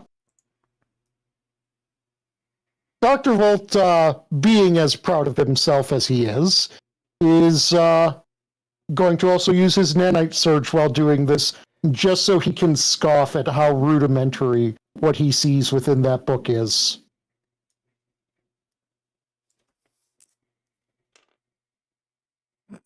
He's also going to burn a reroll. Good idea.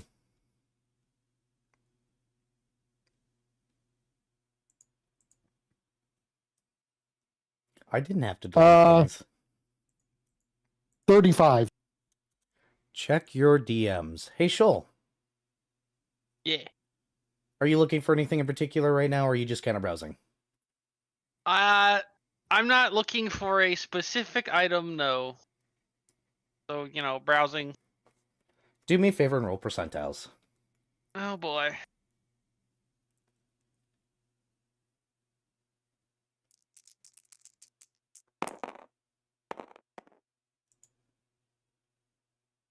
Uh, 84?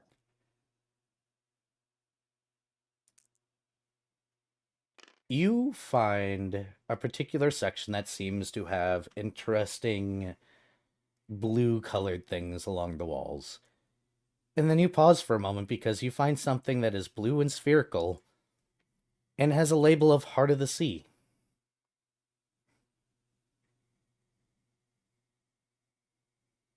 Obviously, I'm going to get a closer look at that. It looks like there's an ocean in there. But why is there an ocean in there? Good question. Does it have a price tag? Yes, it is 50 years. But it has a mark on it that looks like, well, it's been covered in dust for a while. Basically, nobody's Era? bought it. Yes? I'm going to respond in your chat with Dr. Volt's response.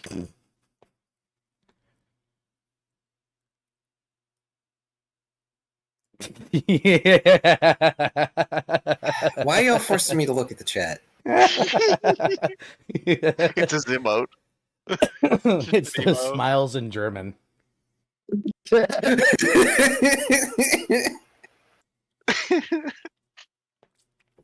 But I'm not good at haggling. While you consider this, Here's Im's chat. hey, Paint, Yes. do me a favor and roll perception. Or, excuse me, percentiles.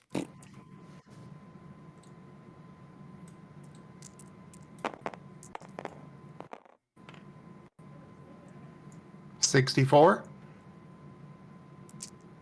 You're not really shopping for anything because you don't quite understand the whole plastic situation at all, I'm assuming, for the most part. That, and he's got no idea what to even look for, so just kind of sniffing around, rather bored. You see a pinboard, and up on it there's a flyer that catches your attention. The Good Boys Club.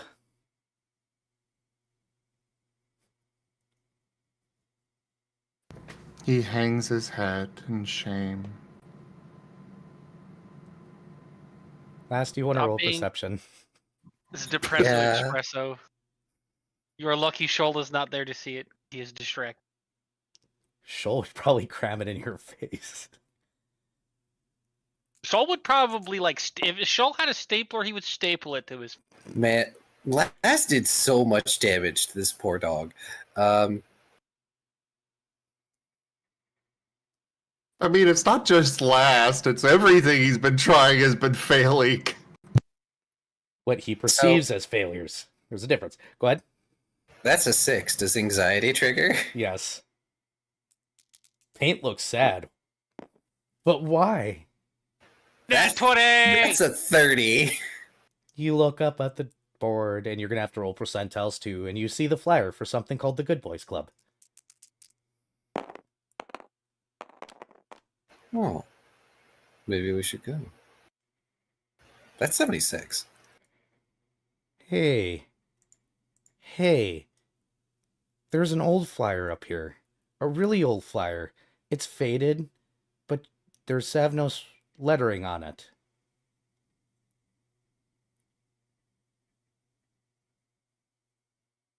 And what are you? Yeah, see, he's going to take the Good Boys Club flyer, by the way. He doesn't care how Pain is feeling. He's going to go there for Pain. But also to reveal this older flyer.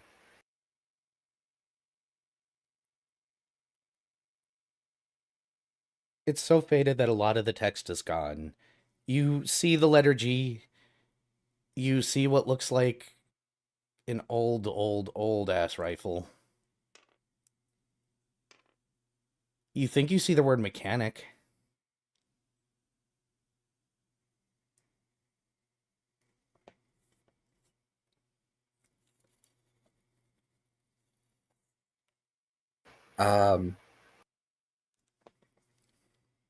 I don't think there's a word for how excited or how fast enough he takes that flyer. As in, do me a favor for funsies and roll strength check. Oh no, is it like crusted? I want to see if the board comes with. Oh. No, you're fine. No board, no funny. Man, that's so sad, because I have a plus No. 4 to strength. No property damage that you have to pay a couple weeks or something to repair. All right, Fred. Okay. All right, Fred. Roll me a single percentile, please. Okay.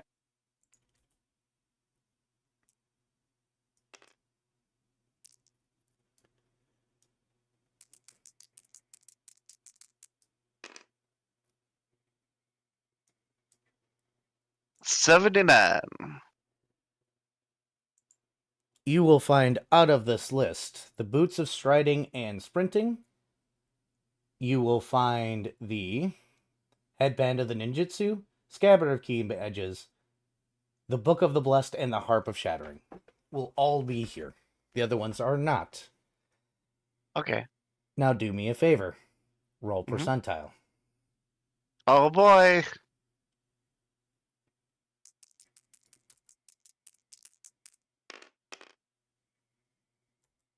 $33. Give me a moment.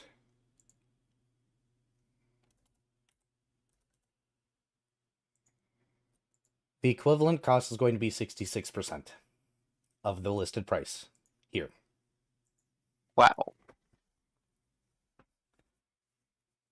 Uh, that's still I literally can't afford any of it though. It's Currently, oh well.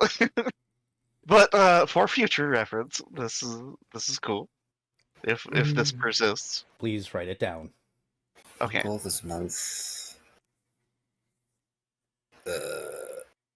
So, Dr. Volt, I'm assuming you're going to go up and just buy that book, correct? Dr. Volt is also going to inquire about to the commonality of this book. The man shrugs and goes, it depends on the universe. The problem is that technical expertise comes from, only certain planets that make it a certain far, so it's not necessarily the commonality, it's the amount of people that can actually put it to use. 100 copies of a book when only 3 people can read it are, leaves 97 copies that can't ever be used. Shrug. That answer satisfies Dr. Volt, and he will purchase the copy without any kind of haggling. Yep, he'll offer a card reader, you'll swipe it, and you lose the 10 years. Oh, 10 years? I thought you said it was 5. Okay, well... Oh, was it 5? I might have misspoken here. I closed my notes already for that section. If it was 5, it was 5. Okay, I mean, if that, I am also always entirely willing to accept that I could have been very wrong. It's recorded and somebody would correct me.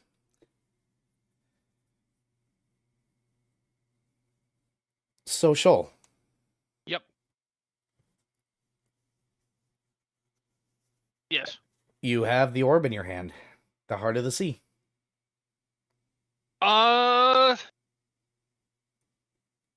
Man, I don't know. I want this, but I don't know what it does. I guess I can roll a spellcraft. You can attempt to, or you can bring it to many people. Well, Shoal's gonna at first try to see if he can figure it out himself, and if he can't, then he's gonna ask other people. That's a 10. Nope. Shoal's got no idea. It is just a sea and a ball, though, right? As far as I can tell. Yep. Is it an empty sea? As far as you can tell currently, it's kind of hard to see. I mean, it's basically an orb with water in it. Well, Shoal's gonna bring this up to the dude and be like, "What is this?" Oh, that's a heart of a sea. Really hard to do, but nobody really buys them. That's a whole sea in there. You put it somewhere and a sea appears. You can Oh no. basically just kind of shove it into a ball if you know what you're doing and you're a god.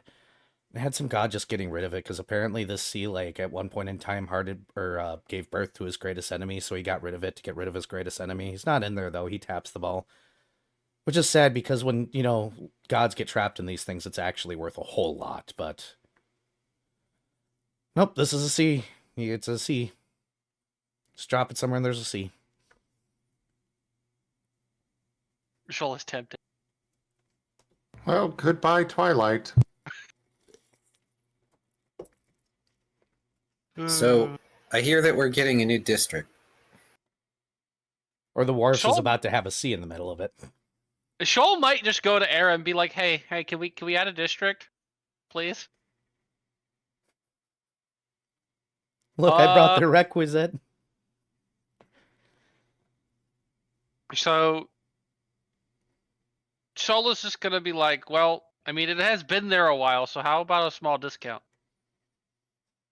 Considering how dusty it was. He looks at it and then looks at you, then squints. How much you thinking?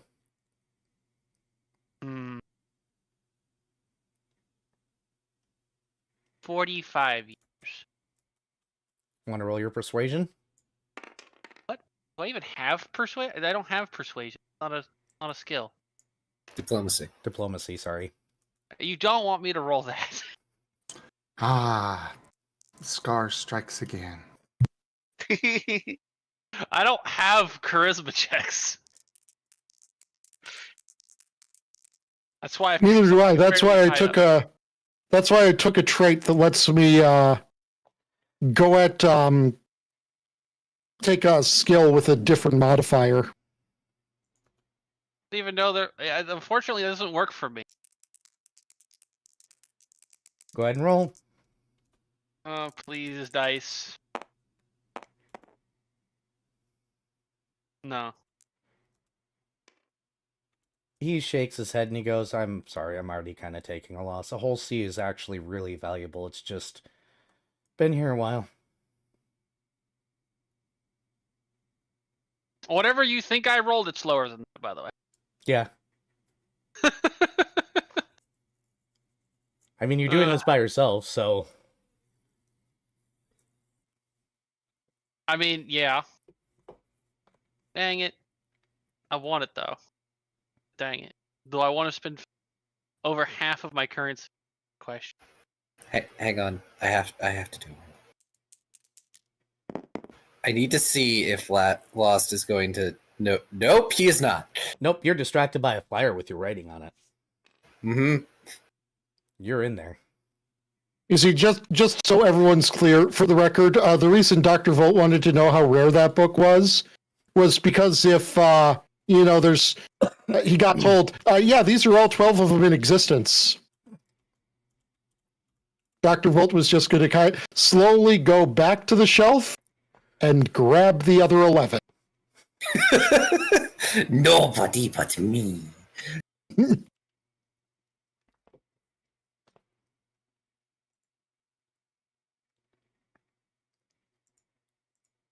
Well, while Shoal mulls it over. Yeah, move on without me. I'm trying to decide. Hey, Fret. Mm-hmm. Not quite the currency on hand, unfortunately. But you do wander into a section while you're going back towards Shoal, and it says, Visions in a Bottle. 1 week. Hmm.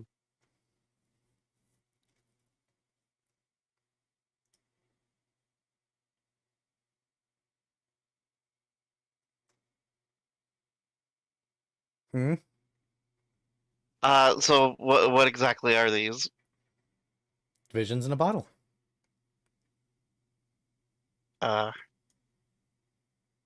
Okay. Well, Fred will take one to the front desk and scribble out, what are these? Oh, you take when you have a vision. Oh. It's kind of like a drug. Do you want a sample?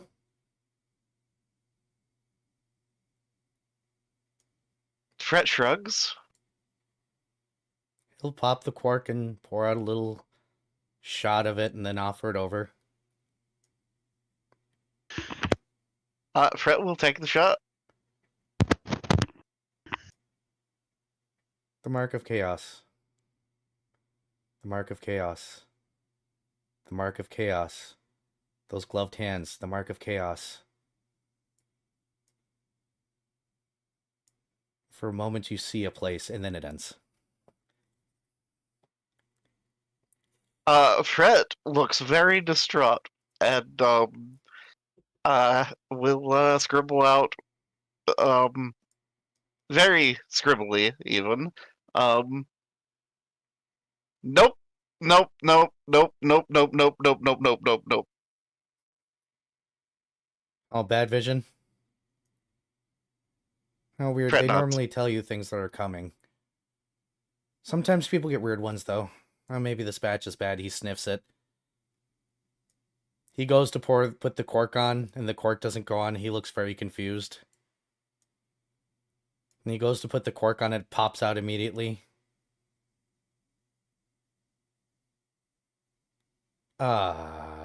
Treadhead tilts.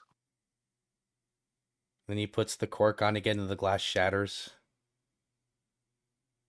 The fluid hits the desk. Roll a reflex save. All right.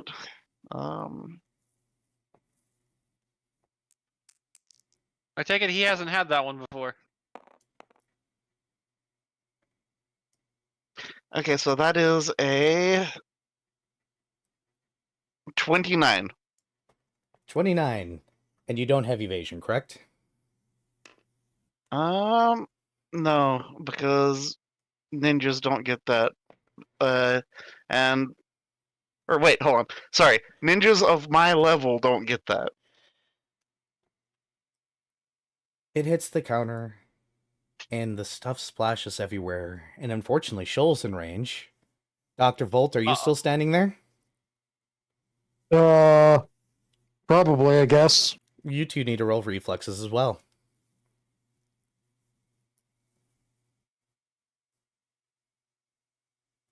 God damn it.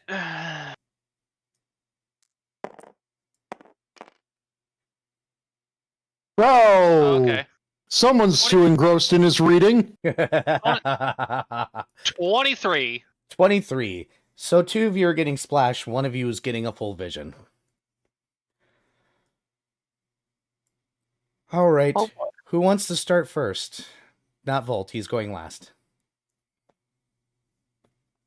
Go ahead, Frit. Okay.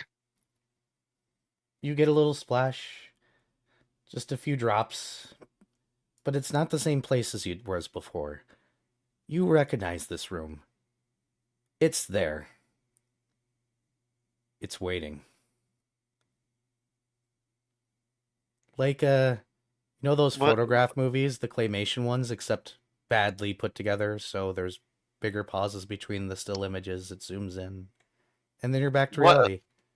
What room I don't understand what room you were talking about. It. The voice stealer. Oh. The room where you met it. Oh. Oh, the liminal space. Yep. It's waiting for you.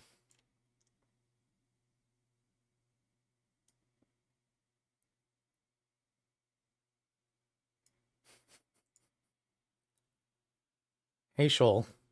Yep.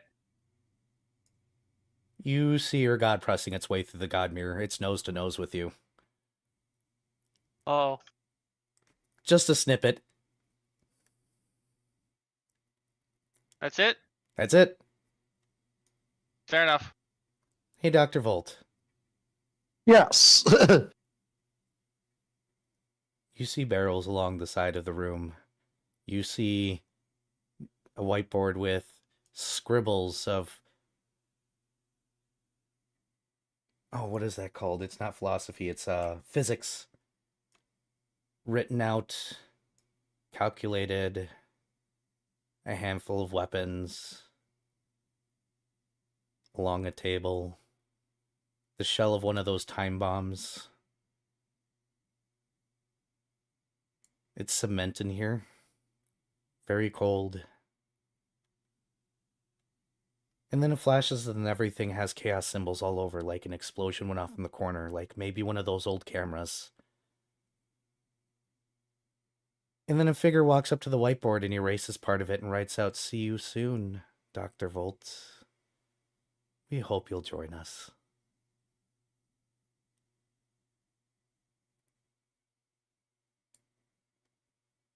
Well, that was most decidedly ominous. Prophetic visions complete.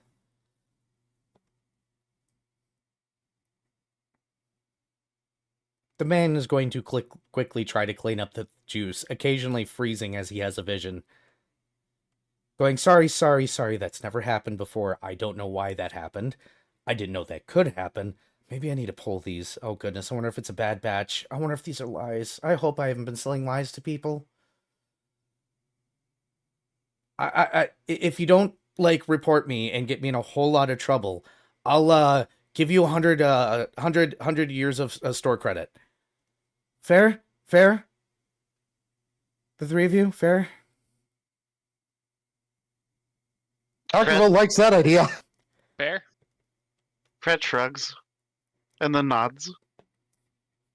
Oh god, oh god, oh god, oh god, oh god, that could get me in so much trouble if they're lying. He'll scribble out on like these little vouchers and hand them over. Good for up to 100 years in one purchase. There you go.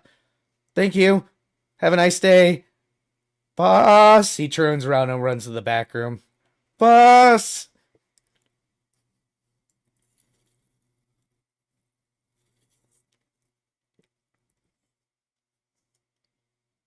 You're left in the empty shop. The items are still there, but rob no it. stealing. Go ahead and rob it. No. No.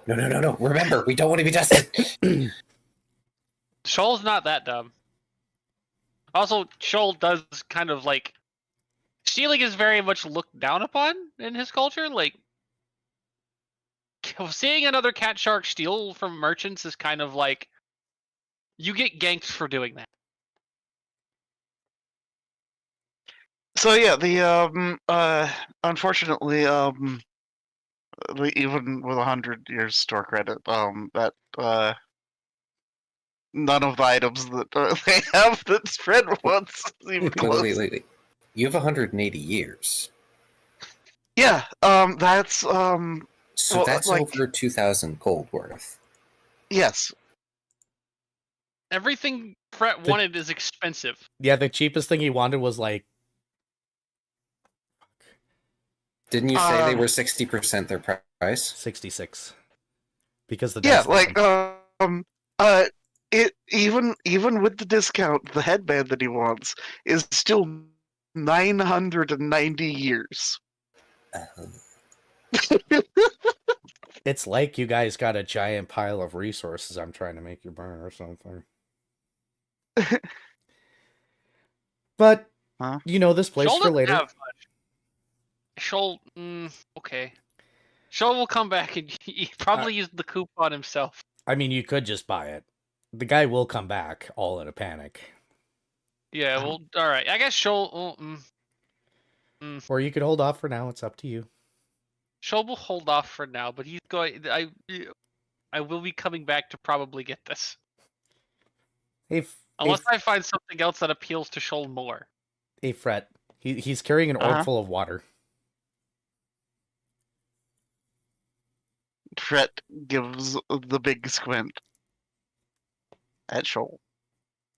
Shoal What? just kind of has a what?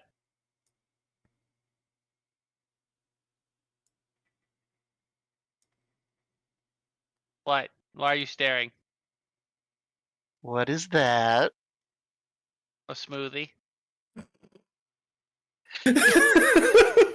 You lost the opportunity to say a fried fairy. No, I love the reference though. Yeah. That was the whole. And technically, an ocean is a smoothie. No, the ocean is a soup. That can also be a smoothie, though. These are not mutually Wait, exclusive. so are smoothies soups? Yes. You drink them. Duh. I'm gonna let you all roleplay for a moment and coalesce. Oh, good, I can start.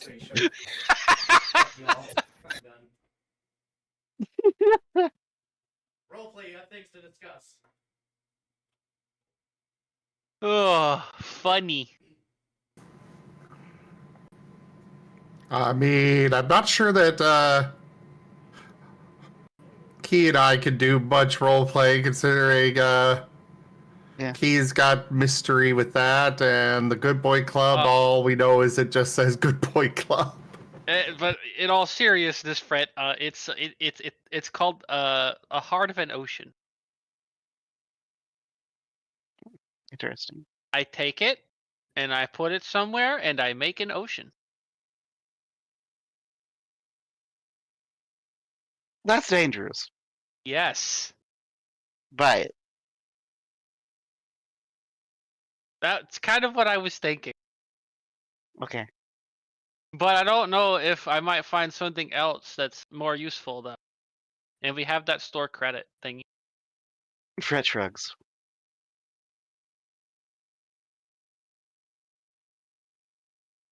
And I can't really afford anything that I actually want here, so it's kind of just window shopping.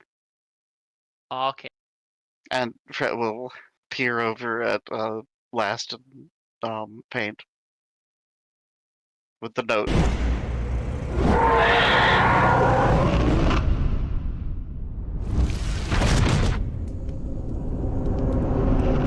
And we'll scribble out, what's that? Paint just And looks gesture at the note. ashamed. He's not Right. looking around. Zolit, And then again, I'm not sure he's looking, or Last is looking around. Zolit, that would have to be a boss fight Shoal is soloing. And thank you for the tip, Mala. Good night. 5:36. God damn it! Now I have to look at that. Because I'm pretty sure Shoal is the only one that can actively survive in an ocean. Yeah. Well, I mean, we've got the whole advantage of being outsiders. Wait, no, you so- guys have the rings of water breathing or whatever, right? Exactly. Okay, no, Those were temporary. We had to Or- come back. Oh yeah, yeah. I didn't realize they were temporary. Oh, sucks to be you guys. Paint does have the ability to put air bubbles around everybody, though. Yeah. Well, their heads. Why are you tabbing away, Ido? We ain't done nothing yet. Because of what Beerus just did at my tip goal. Oh, What did he do? 5:36. He's being a little bastard. of course. I'm gonna shake the jar when we get that back in Scar. Agreed. But yes, Last But is standing there staring at a flower. Fred? Just got asked what it was. Oh, sorry, I stepped away. Oh. Yeah, sorry. I did not realize I was being asked what it was. Yeah, he yanked it off and was probably about to move. And at that point, Fret came up and he stops skidding a bit on the floor and may or may not, like, thump his tail into something, so he stops himself. Why am I imagining, like, the squeak of shoes on the wax gym floor? Oh no.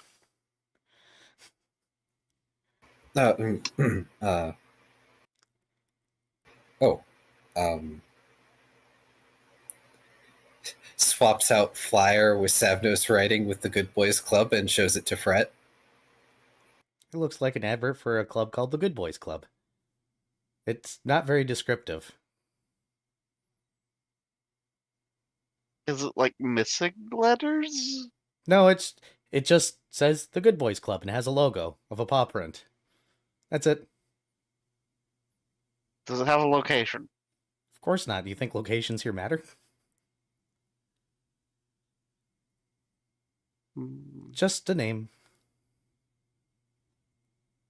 Maybe if we go here, it'll help Paint cheer up, as he just sort of motions his head towards Paint.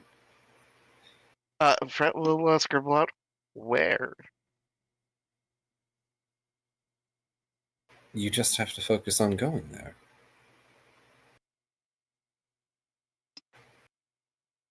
Isn't that how this place works? It's like Twilight. Fred has kind of a sudden realization and then nods. That's probably why we gravitated towards that one shop at first instead of the main office. I bet you were thinking about a certain someone. And he sort of folds his arms, trying to further tuck away the old flyer. Hey, Fred, roll a perception. Can Shoal also roll a perception? Are you done putting away the orb? Or are you still carrying it because you want it? I'm putting it up. I put it up for. Go ahead and roll. Okay, perception of... I believe that's a 20. and mine is a... Sorry, that's 23? a 20. 23. Yeah, also 20. Key, roll a sleight of hand. I rolled half as high as you and got the same number, Vari. Paint Yeah. already knows about the flyer that he ripped off, so I don't have to say anything to Paint.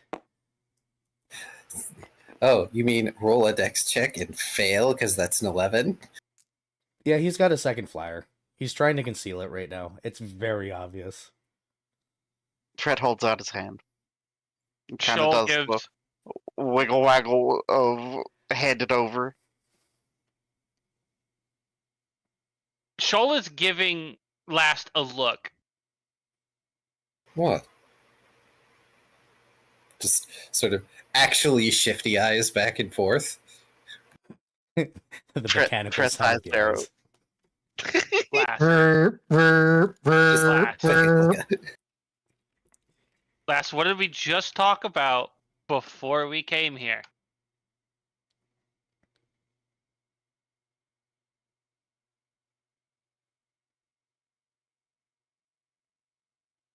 Out of character, I'm trying to remember. Just ask if you want something. Oh, right.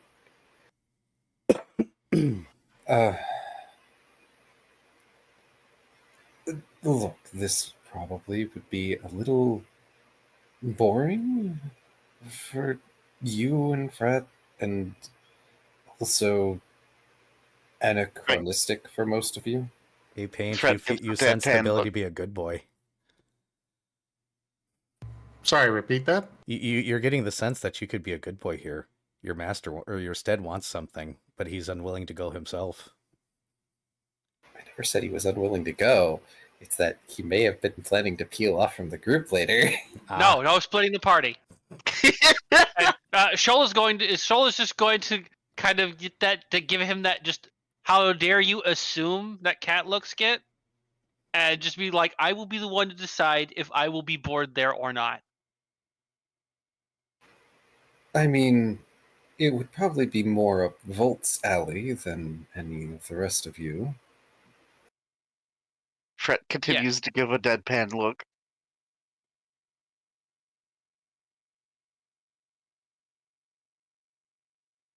Still I'm has not. his hand outstretched. Wiggles his fingers a little bit. Lost is starting to sweat metaphorically. Paint is going to grab the paper, the flyer. Hey, wait, no! He stops, ears drooping, flyer in his mouth.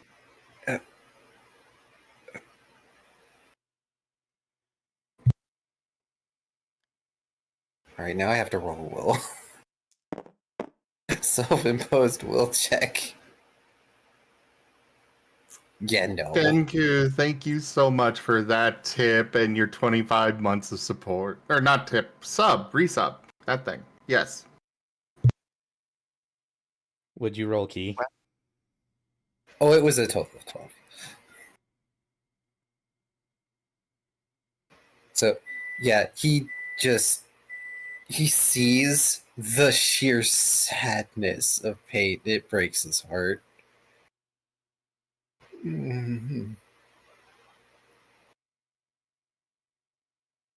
Okay.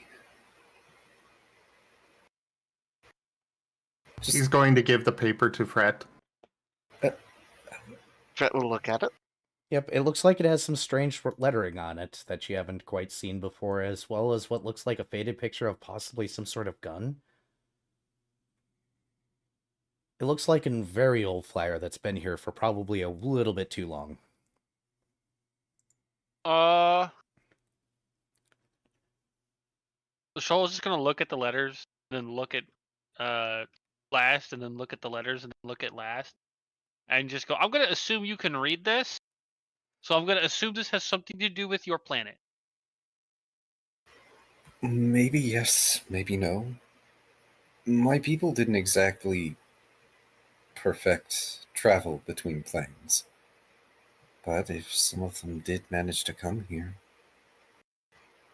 maybe if they didn't come here, maybe somebody came to us. There could be something left. Fred will All the scribble better out. reason to go check it out. Well, let's go. Also, some of the words on there are of interest to me. He just sort of steeples his hands, like tapping his fingers against themselves. Fret will eyebrow waggle. You'll see what I mean. But no, we should totally go to the Good Boys Club first, because Pain is being a good boy, aren't you? Pain shakes his head. You swear you can hear the sound of shattering glass. Fret will gently pat Paint on the head. And then give Paint a thumbs up.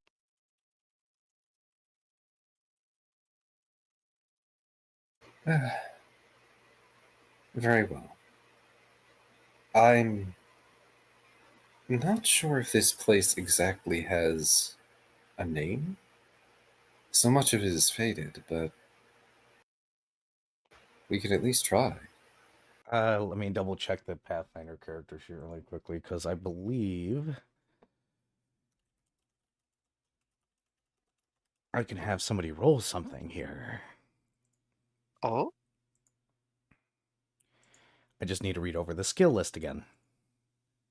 Ah. Because I might be thinking of 3.5 again, and I'm like, Of course, I asked for a character sheet, and what it gives me is not a character sheet. Of course. What sort of skill are you thinking of? Decipher script does not exist. However, linguistics does. Linguistics. Does anybody in the Yeah. party have linguistics? Dr. Volt has linguistics. I was immediately going to point at Dr. Volt. Hey, Dr. Volt, do you want to roll a linguistics? Sure, yes. This, of course I roll poorly. Oh. 17. Oh, Of poorly, course I you roll say. poorly. You're pretty sure that near the top, if you take some time and some ink, you can trace out something that looks like a logo? Yes, I did roll poorly. I rolled a 3 on the dice. This is just a skill that Dr. Volt has had that has not come up yet. It's wild that you've got such a good skill rating. That is, yeah. You should That's have a good. bunch of languages then, because you get an additional language per point. Oh, wait, per point? Yeah, Yes. per Oh, yeah. rank that you put in that skill, you get an additional language. So what's your bonus to that thing? You said you got a 17, you rolled a 3, 17, 16, 15, 14. So you have a plus 14? Yeah. You should have 14 languages plus your base language on that Wait, sheet, plus Twilight. Seriously? Yes. Not just per rank, per point, per Yeah, point. per rank. But Per rank. So I should get 5 languages. It's you start off with an additional language per intelligence point that you have. Yeah. And I linguistics should is have an gained intelligence. So yes, each rank that you put in there, you should have gained an additional language. Nice. Okay, so all right. But you can deal with that later. For now, Yeah. You are. You think you're able to trace something out? Fret will scribble out a suggestion of a way to help.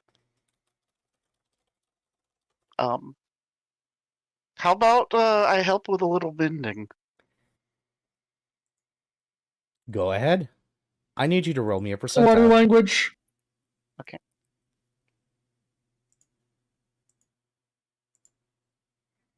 What's the water language? Oh, Aquan? Aquan? Aquan. Thank you. There's also Shoal's specific language. Briar. give me Yeah, 2 we are. seconds while you guys are rolling stuff I need. 35. Thank you, Ido, for the tip. Did he fix it or make it worse? It's acceptable now. It's $20.02 now. And Ido is saying dang it because he technically did it wrong. But Ido, it's balanced now. It's 2002.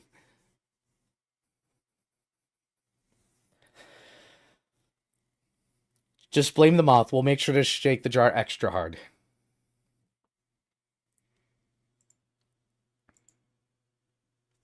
I'm gonna tie a rock to the jar and put it in a pond.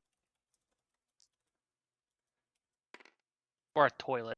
One of the What did you get for percentiles, by the way, Fred? 35. Okay. Okay, I'm back. Dr. Volt, the paper's a little too worn. The ink doesn't seem to pop back up from that mending. But I will give you a +1 to your roll if you go ahead and roll linguistics again to try and trace out this logo. Okay,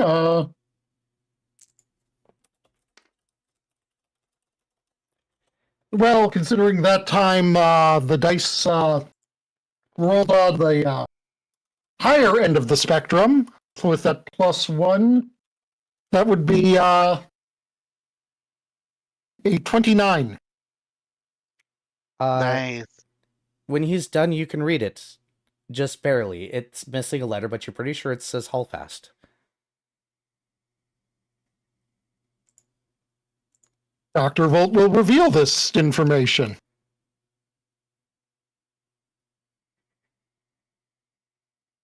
Hold fast.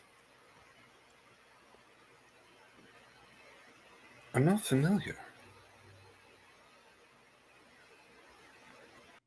If Dr. Volt had rolled better, he'd get the other half, but you got the first part.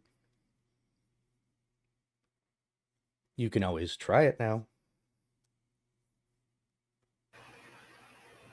Well, would you mind, Fred? Yeah, Fred scribbles out, of course, you have the closest connection, so it should be the easiest for you to find. You say to the person who could get lost in his own shell. Fred just kind of gives a non-committal hand wave to that. And then hands over the sheet of paper. Hey, Key. Roll Key. will save. Uh-oh. I know Key's brain. Or I know Last's brain. Well, that's not too terrible. That's a 15. Do you want to roll percentiles, or do you want to try for higher on the D20?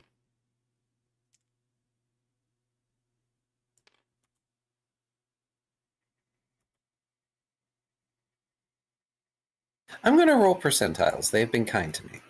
Okay.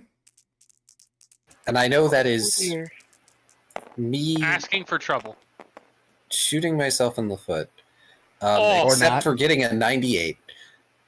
I saw that roll over go full. I saw that hit the 5 and then go to the 9. I'm just like, Same yes. here. Yeah. I saw them like, oh, and it's like, oh, the dice have decided. Psych gives you a good roll. Well, you know, your mind begins to water, the normal fears start to creep in, and then you see the sign in your native language, and in the show window is a custom motorcycle that looks very much like it's made out of parts from your homeworld. If it were not so firmly riveted to the rest of his mask, his jaw would have dropped to the floor. On it, you can see some older style weapons, definitely not from your age, but from a while ago. You see the classic metal bars you see on weapon shops. You even see a sign that says XYZ candy is here, which is weird because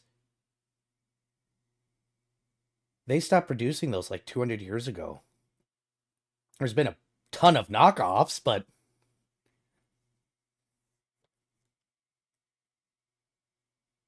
He's just sort of standing there, stunned. Staring at this motorcycle. Shell's gonna nudge him. Go in. Go. Do the thing. What? Yes, of course. Hello? He's going to just sort of step in, looking around at everything kind of cautiously, because he's not sure who he should expect in here. As the door swings open, a little bell jingles, and along the walls you see a lot of older era guns. Along another one you see a handful of different snacks and candies that are probably expired. You see the motorcycle in the showroom, and you see a couple of individuals that seem to be currently cleaning up some oil as they work with mechanical parts, seeming to be trying to cobble things together. These individuals are Savnos, but they have physical flesh. It doesn't look like they've made the complete energy conversion you have. While they still have the masks and they seem to have some sort of tubing on their heads to deal with their hair, as well as their tails having a smoky appearance, they don't seem to be as far as long as you. One of them looks up at you and waves and goes, "Hi," in your native tongue. But he has a very thick accent that says that they're not from the same universe. Or at least not from the same region. Hello.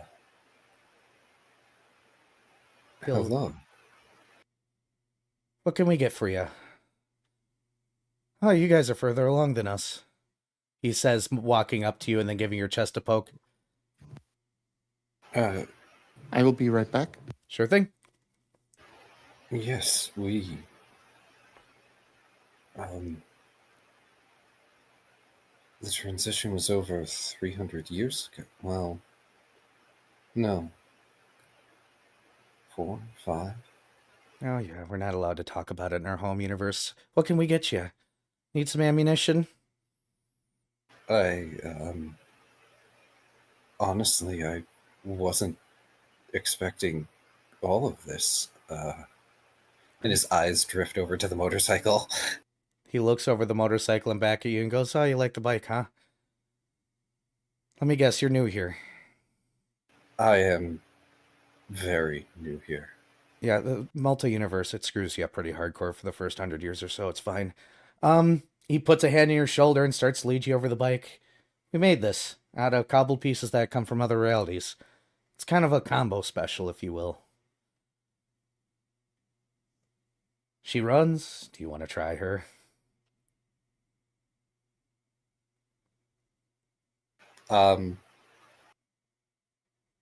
Yeah, his tail is uncovered, so the vibrating of his vapors is very visible. So that's a yes. Yes. I would love to.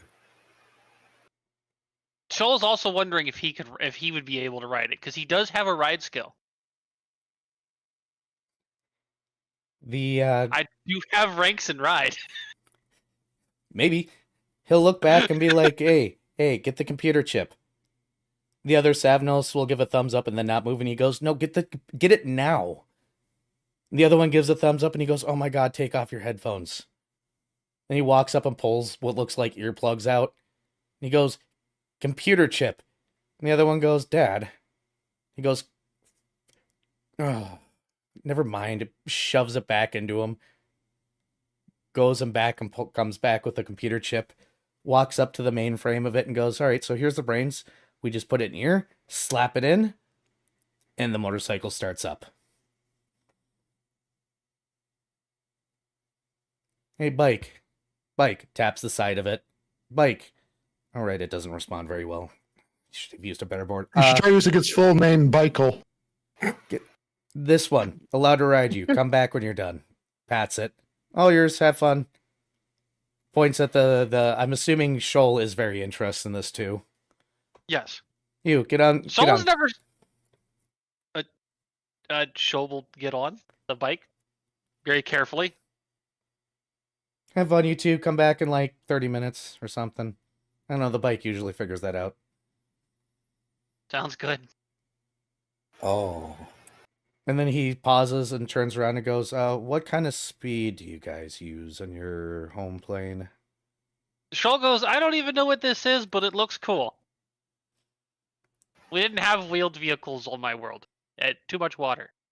Oh, well, he'll name off the equivalent for Nautical last miles? year that this thing tops out at 180 miles per hour equivalent. Shoal's going to squint and what do I need to roll to transfer that to knots? That would be for the Savnos to explain to you. But in navigation? That is a 24 ride check to just start going. Do I need to roll a ride check here as well? Yes, because you need to hold on. So I could just imagine, like, through the bonded 20. mind. Oh, okay. But I could just imagine through the bonded mind, like, just Shoal just screaming off into the distance. No, he's just going, woo! So the thing is that it'll move 50 feet around up until you get it warmed up, and the moment that you get it warmed up, because this is a handmade bike, oh, it changes. Oh, it goes way faster. That building speed. By the way, knots an hour is 156.416.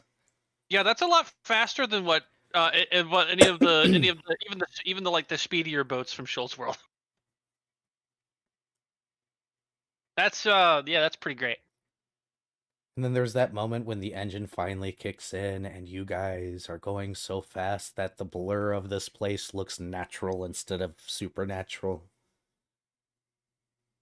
And roll a percentile, I need to know where you guys end up.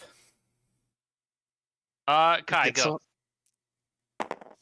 180 miles per hour is 317 squares per turn. Yep.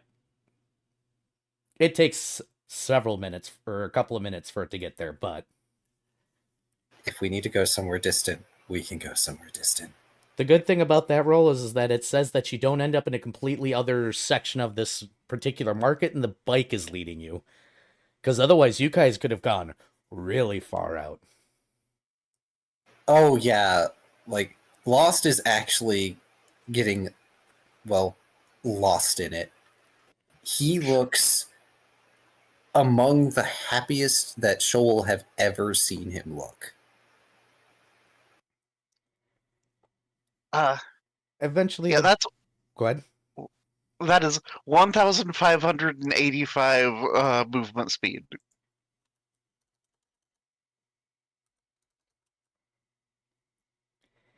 Eventually, the bike takes over again and starts to guide you back. And then, as if to impress you, it does the classic, of course, Akira sliding stop. Stopping just inches away from Fret's feet. And Volt and Paint, since I'm assuming they're standing outside the shop still. Yep. Probably. Dr. Bolt may be standing outside of the shop, but he also may or may not be studying a book. So Dr. Volt gets a spook as he looks up and there's a motorcycle coming at him at full speed. Then looks at the book. And then looks up and then suddenly the bike's right there and he's like, oh, right, that. I am imagining, like, the very brief pang of fear. It's like, nope, but knowledge. Oh, wait, I'm supposed to be afraid. Smiles in German. He's never afraid. He's always ready to find a new experiment. And we can't be destroyed anyways. And that slid from German to something else real quick. Better than my German accent half the time. Yeah, but with the timbre of your voice, it comes across a lot funnier. Shoal, your And hair is permanently slicked back right now. You mean my fur? Yes. I've kind of got I've got anime hair going on right now. Yep. Shoal is fine with this.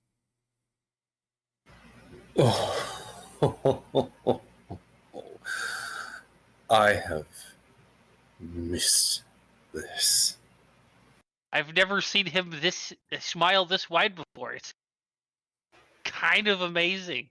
Also, woo, that was fast. You do not understand. I had a bike. Not like this, but oh, there is nothing quite like this.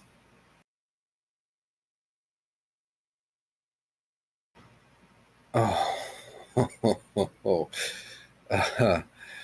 and like Lost is just sort of shaking. He's forcing himself to like relieve his hands from the handlebars.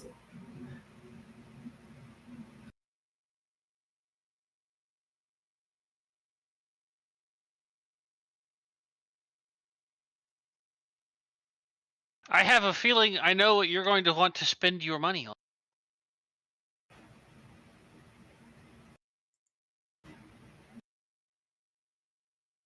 I believe in your own terms, it is all the yes. Correct.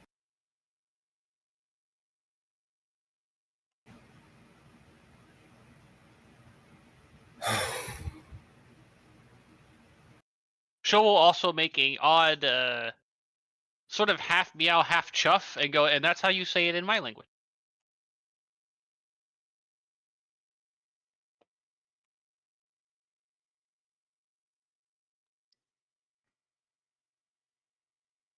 He attempts to repeat this back, but it ends up sounding like a little weird and metallic because of the helmet.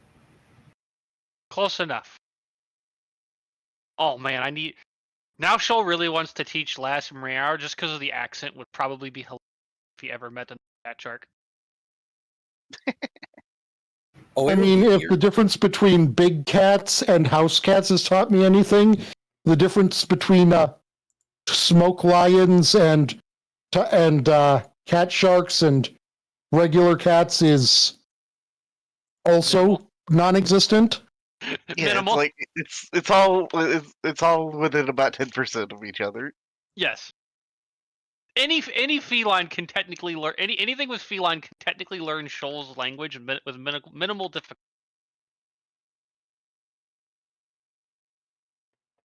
Some of the compound words and shorthands would be a bit harder to do because it's not underwater, but beyond that.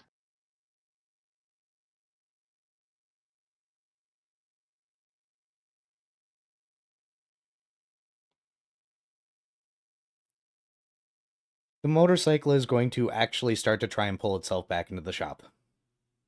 Obviously, we're going to let it. Yeah, there's that brief awkward moment where Lost remembers, oh, right, this was a test drive, and he does that weird, awkward, like, trying to get off of it, hopping on one foot as he moves his other leg off the seat.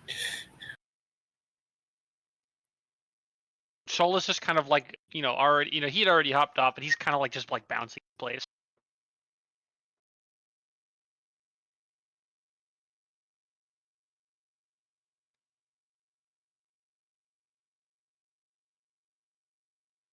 Well, now Shoal wants to inquire as to how much the bike is. Are you going to go in? Yes. You Yes. walk in, and the Savnos are back to work. The one that addressed you before will go ahead and lift or turn around and be like, I see you liked it.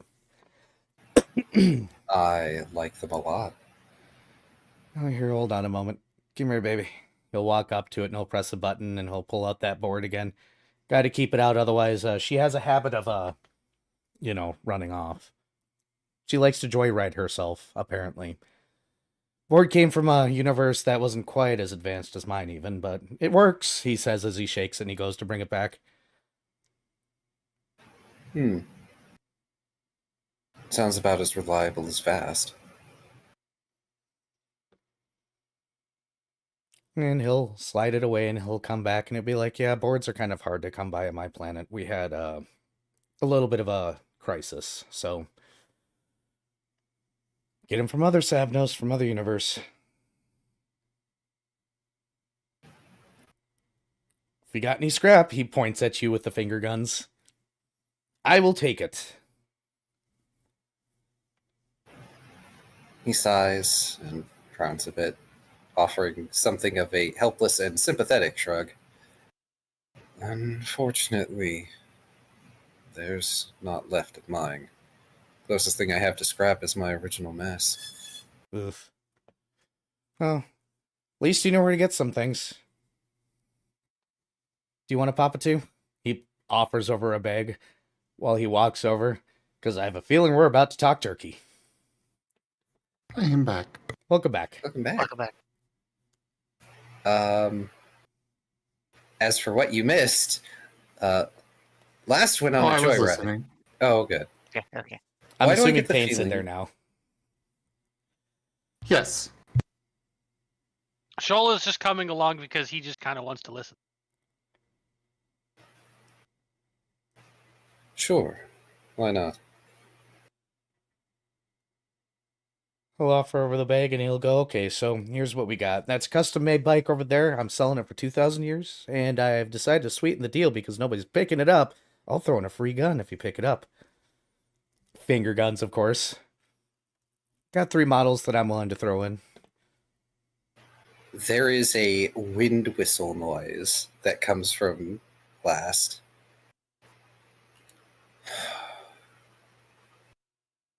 I don't have that on my card, but I know how to get it. Fred has a excited look and scribbles out, "Ooh, are we gonna go sell things now?" Yes, Fred. We are going to go sell things. Should I be preparing some guns for you to preview? I would appreciate that. Before you do, and he's going to pull out the bag, do any of these catch your fancy? I'm assuming this is the bag of the gems? Yep. He's gonna look at it and be like, no, I can't use these. Expected as much. The moment I put this on anything, they'll disappear, it looks like. I see the trigger right there. Points in the bag. Right. I keep forgetting that these things are a little different. Yeah, I don't have the stabilizing ability. I'm not much of a mage. I'm a mechanic and a gunsmith. Something I appreciate far more than seeing another mage. But I know a couple people that might be interested in these. God, am I really gonna suggest that guy?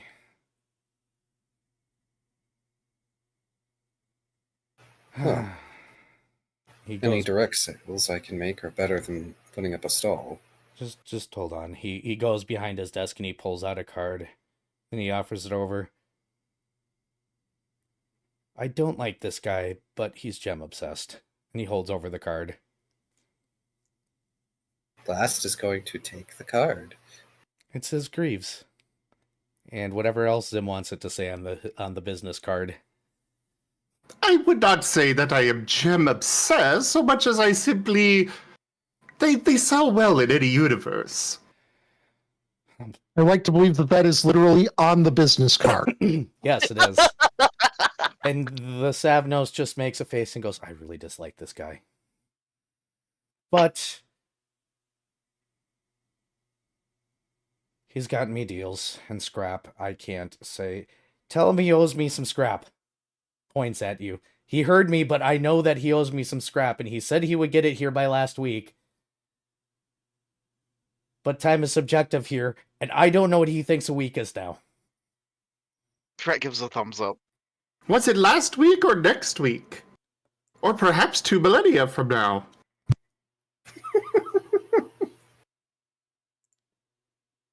Good luck. I appreciate it. Well then, and he's going to flick the card between his fingers before holding it out to Fred as he leaves the shop. We're going to sell some things. All right. Fred will take the card, Most And- excellent. do some focusing on some navigation.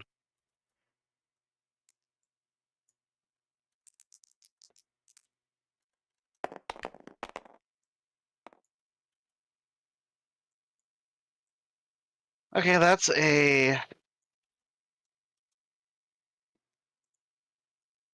19. You're bringing gems. I don't think your roll counts against Greaves. Stupid fast. Greaves is not a fae. He makes deals with the Fae. It's close enough. This is true. Oh, he's a gnome. He is a not gnome. any He is a better. simple gnomish merchant. Yeah. By the way, he's a gnome. I made this Therefore- entire therefore party he's- hate gnomes. Oh yeah, gnomes are technically Fey adjacent. Or something. I remember that being a thing. Zim, I hand the scene over to you. You can describe his cart. You have been given les numbers. The rest of the numbers are in the loot chat for their base prices. I gave you the information. Have fun. As you are pulling out the card and looking at it and trying to focus on it, a wagon just rolls up next to you. The side of it opens up, and a gnome with white hair, purple top hat, and purple overcoat stands there in the cart, smiling down at you. Ah, I see you were looking for me, yes? A little late, though. Fret blinks confusedly. So also blinks. I'm assuming this is who we were sent to go find. Fret nods. Oh, yes, Shoal, I am, in fact, Greaves. Shoal squints. And this is my cart. I didn't tell you my name. Well, sure you did not. But we've already met at some point, or perhaps we met in the future, or perhaps right now. Either way, hello! By the way, last, Yes, sir. please pass along to Arabaean that he is cute. You are either very brave or very foolish.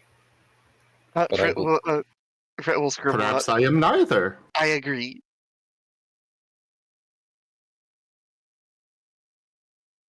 Are you But you're agreeing going with- to hear in your head, oh, no need for writing out with me. I can see your thoughts right there. Hey, that's my job. Fret kind of looks very surprised.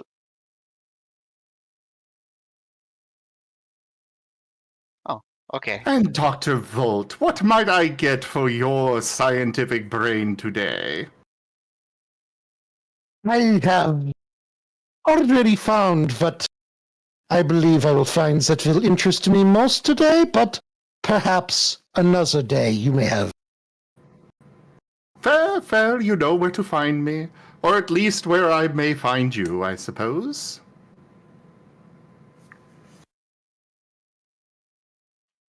Now then, I do Dr. Volt believe is not you at all wish... disconcerted by this. Now Joel is then, just I do suspicious of believe people you knowing wish his to name. make business, yes? Yes. Fret nods enthusiastically. Indeed. And Fret will pull out something that's not on the list of things, probably. In that Fret pulls out a desert rose agate.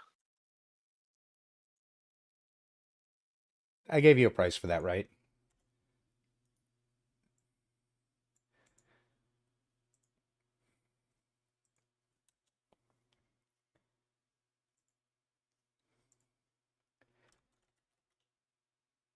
Correct? Fret? I I was gonna say, I think he's looking for it. don't recall.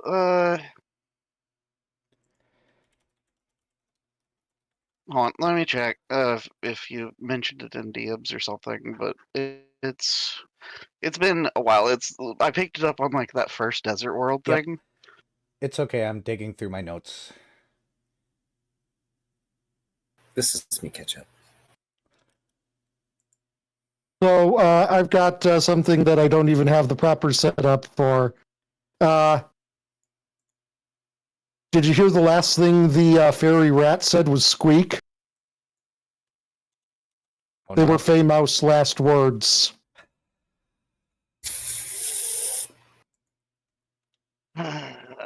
Zim, I'm very tempted to give you that feat.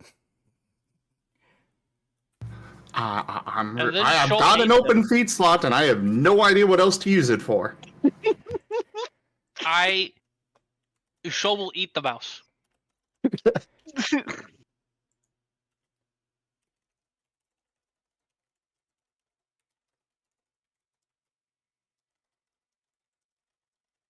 Yeah, I'm not seeing anywhere where you mentioned the value of it.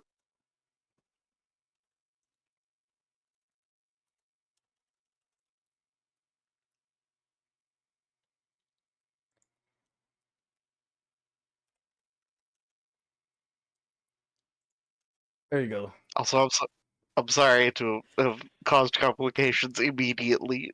No, you're fine.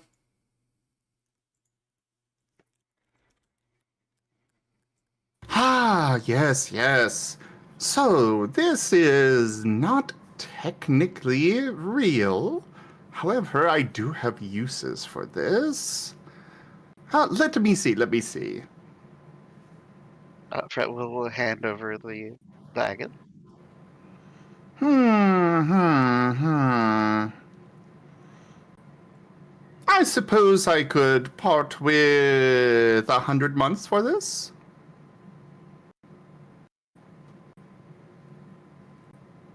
Fred has a contemplative look, and then kind of just shrugs and... Well, actually, how about I do an appraise Go for it. check? Okay. To see if that's fair.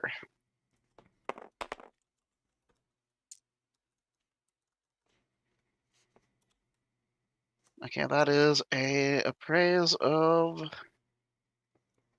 18.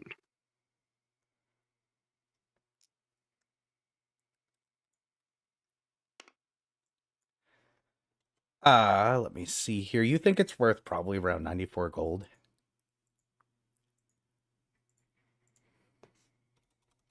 Yeah, Fred will nod an affirmative and scribble out. That seems fair to me. And then Really? we'll underneath that um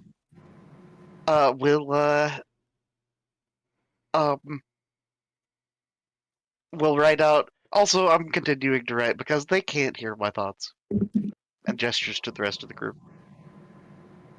I mean, I do have an item that could fix that if you've got enough. Fred head tilts. Anything is available here at Greaves Adventuring Co. and more. Roll sense motive. Okay.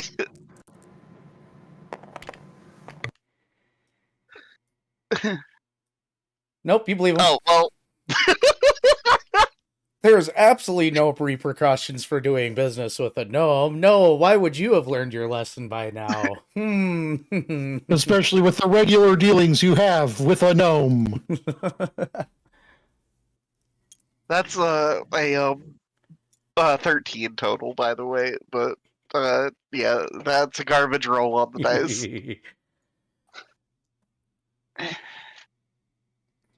What kind of weird side effects would there be? Why would there be side effects? Every item that you purchase from me does come backed by my money-back guarantee.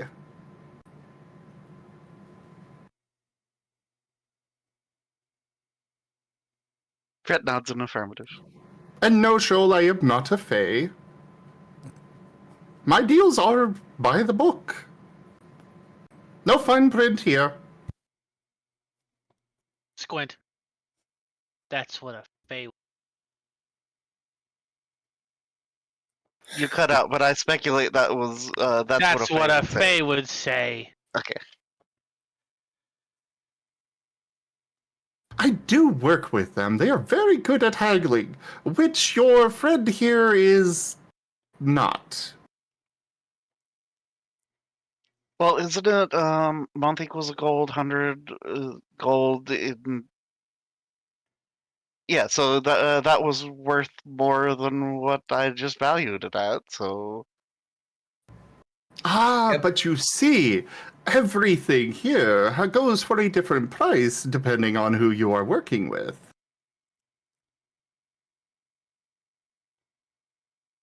It's supply and demand in purest form. Yeah, Fred just kind of throws his hands up and is like, I don't know, mentally. Take this, for example, and he's going to deliberately pull out the bag of gems, and he's going to fish out the black onyx, the most expensive gem, and hold it up for the group to see, including Greaves. To some, this may be but a simple black stone, worth no more than its base market value. But to someone like Greaves, and then he holds it up deliberately looking at Greaves, this is likely worth much more. Fred will just if given back the desert rose agate, will give it to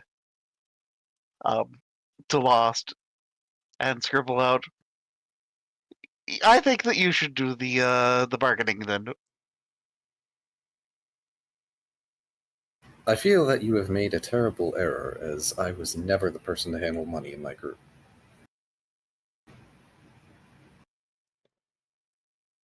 He's also not going. Harry, you are confused. You are confusing the hell out of me right now. Okay. These gems are way more, or the gems in that bag are going to be worth way more, not just for their unreal properties, but because something they've gone through. Ah, going through Twilight. No, not Twilight, the world they were in. There's something special about these gems that Greaves would know. Oh, they've been magic blasted. Yes. They're not only not real. Of magic.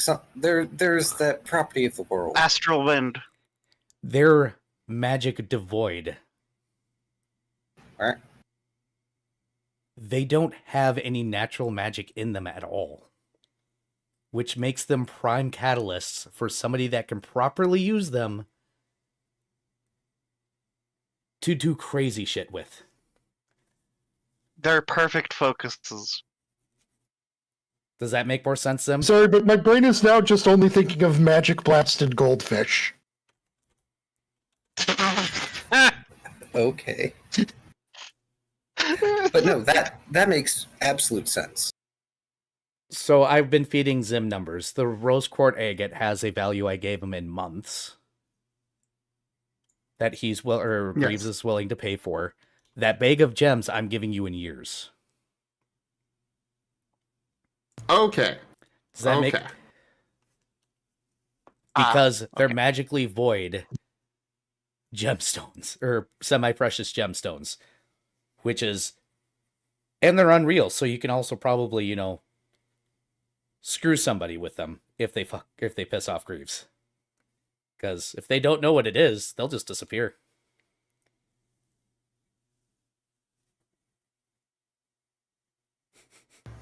So, that entire bag there you have is very interesting. As for you, Fred, you really should learn to at least haggle a little bit. You see, the fun of doing business is the haggling. I'll freely admit I was underselling you on that. By almost half. Fred has a confused look and is like doing mental math about year into scale conversion. Now, as for whether you do get the full price, that is up to you and your haggling.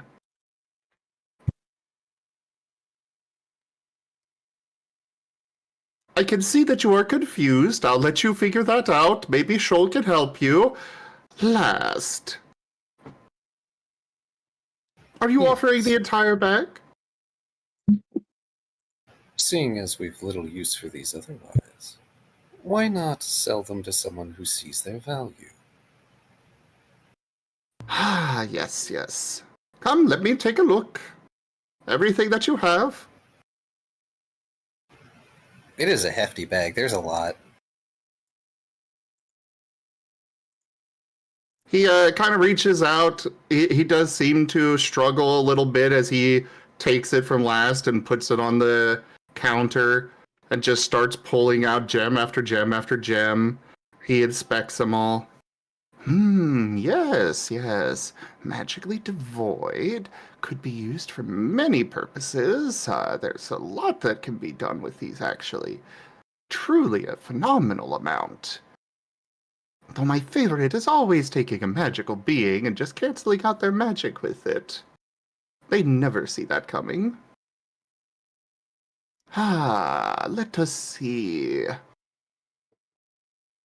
I suppose I could part with, I would say, 15,000 euros for the bag.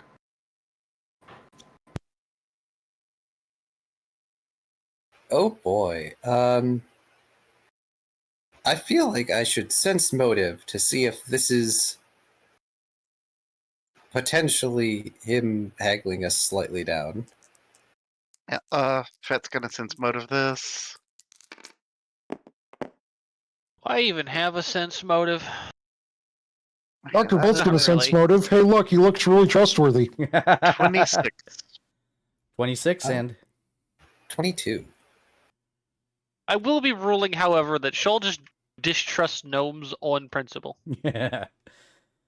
That's what you get for being part Fae. Shoal, I am not a fae. I am but a simple gnomish merchant. While the gnomes that you know may be fae, I assure you I am from a different place where we are not, in fact, fae. That's what a Fae would say. I'm not certain your companion there has ever denied being a fae. No, they don't always have to. Some will, though, especially when they're extra tricky. And yet I have no reason to trick you. After all, I pointed out That we to know Fred of. that... I pointed out to Fred there that I was undercutting him. Speaking of that sense motive, he did say he was cutting you by nearly half before. Okay. Fret does bonded mine to Shoal. So just to be fair, Kitsune are technically Fae adjacent to kind of. Squints at Fret. Betrayal.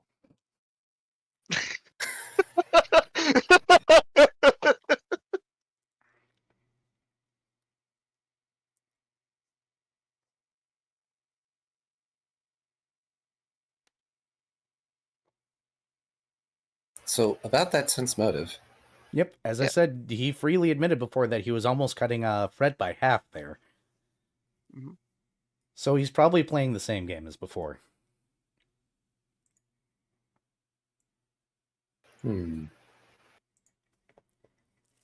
Only 15,000 years?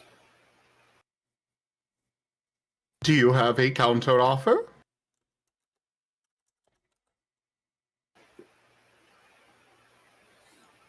Let's say 25,000.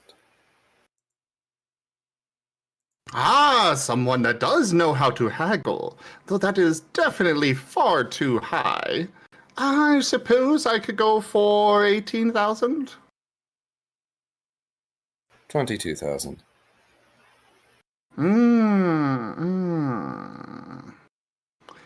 19. 20.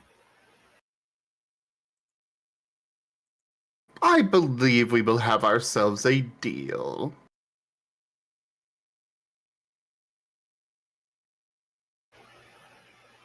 He's going to look at the others. 20 seems fair, doesn't it? Shoal nods. Fret gives a thumbs up. 20,000 years. Dr. Volt continues to read his book. I was going to say, Dr. Volt smiles in German, flips page.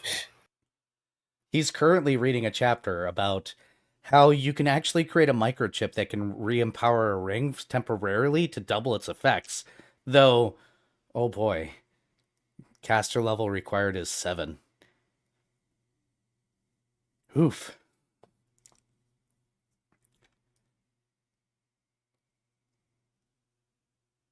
Dr. Volt is, I will just inform the party. Dr. Volt has become a lot more mad scientist. Oh no. Yes, he has. You're welcome. Actually, thank your tippers. Thank you, Key. Speaking of, we're at $20 out of 50 on my channel. 50 minutes left to have one of the most fantastic NPCs I have come onto the stage at some point. Either rate, one way or the other, Greaves will pull out. Ooh, is it the fashion guy? I don't know. I will neither confirm nor deny. It's Felipe. Yeah, Also yeah. check your DMs there. Felipe. Well, I guess I'm going to be getting that Heart of the Ocean after all. So, if the deal is struck, I'm assuming you guys are going to split this up between all 5 members of the party, correct? Yes. Greaves is going to pull out a card reader, and from his pocket he pulls out a black diamond made card that has his name written in gold filigree. He simply swipes it first and then turns it for each person to swipe their own card to achieve an additional 5,000 years each. Ooh. Hey, Fret, you wanted shit, right? Uh-huh. Okay, well. You guys are reaching the level where I gotta give you magical items or you're gonna crumble. We knew the gems were going to get us stuff. I also didn't What think did you anybody say was the, actually gonna study rough the con- gems. Go ahead. What did you say the rough conversion was between time and GP? Roughly a gold a month. I thought it was And 12 months in a year? 12 months in a year, yes. Yes. Okay. And it is a gold a month. They undervalued experience here.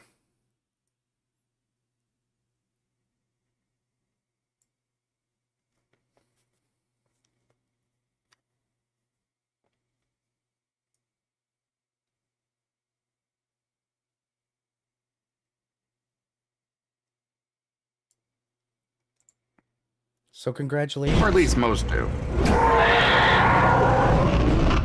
Vari, Greaves, on the other hand. you're not supposed to do it as a player, but okay. Thank What you, did Vari do? I completed the goal. More outfitters, more flair. What do you mean he's not supposed to as a player? You tip to the channel on most of the Yeah, I games. mean, you're like in. it's almost tradition at this point. Oh, goodness. All right. All right. As the transaction completes, what form is this taking, Zim? Now, because of the haggling there and such, Fred, Fred, ear perks. what would you like? Would you prefer an earring? Perhaps something you can eat and just gain the ability. I do see you already have some earrings. Perhaps a collar or some magical eyes, an enchantment on your muzzle, whatever you would like. Fred has a confused look, not really. Are you talking about the communication thing? Okay, well, I wasn't actually expecting that. Let's just say the gems paid for it.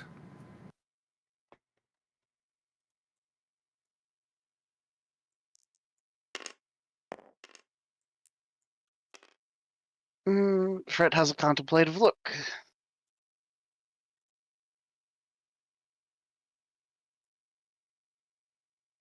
And, Come on now, as you know in this place, time is money. Fred will think you mentioned something about a muzzle? Ah, yes, an enchantment upon your muzzle.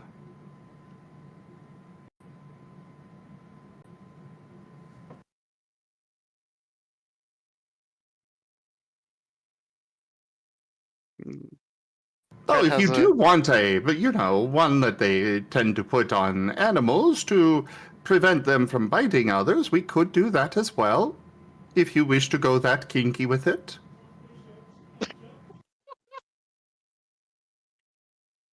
Fred, I think your I language am just not got one to spoken. judge. What was that? I said, Fred, I think your language just got spoke. A weird augment through a weird magic item sounds right up Fred's alley. Why are you wearing a muzzle? So that way you can hear my brain thoughts. What? Yeah, like I feel that it would be kind of a fitting thing, the thing that you would usually use to stop communication. Is what allows him to communicate. Trust me, this is right up Vari's I know. lane, not just Fred. I'm aware. Degenerate little monster. I think it's a muzzle.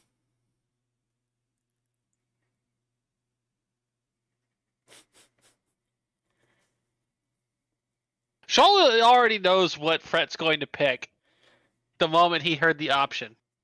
So Shoal is just kind of giving Fred the, we all know what you're going to get, just pick it already. Look. Though Fred does, after voicing that opinion, does dismissively note, or just endearing would be fine.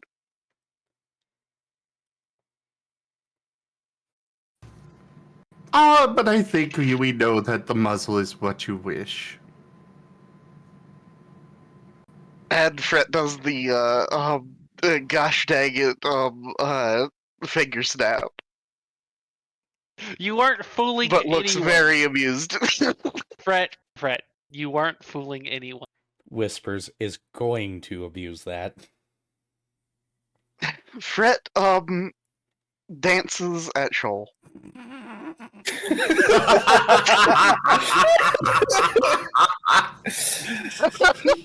Can I just say, I love that that's become a thing for Fred. Just dances at you. Shoal debates pushing him over. Well, Greaves is going to pull out one of the gems from the bag. Then just kind of shake his head, put it aside, pull out another. Kind of look at it in rather closely. It does have a rather nice lime green color to it. And he's going to kind of wave his hand, and it reshapes into one of those cage muzzles. Complete with straps going around the back. Leather straps, but... and the clasp on it, he is going to hold out what looks to be just a standard lock, just in case you want to go especially kinky with it. So is that what you put on someone to make sure they don't state that they're going to steal the Declaration of Independence? Yes. A cage muzzle? Yes. I know exactly where you're going with that. That's why I said yes. Lol, Ido. You were made in darkness, but I was born in it, molded by it. Yeah, basically. Oh boy. I had to. I appreciate this. I mean, I've basically wound up doing my own horrible attempts at a Bane voice regularly for a couple of streams now since I've been doing Advance Wars. Yes, the what's his name? The You're doing Sturm, your choices are either Bane or Darth Vader. Yeah. Or some combination thereof.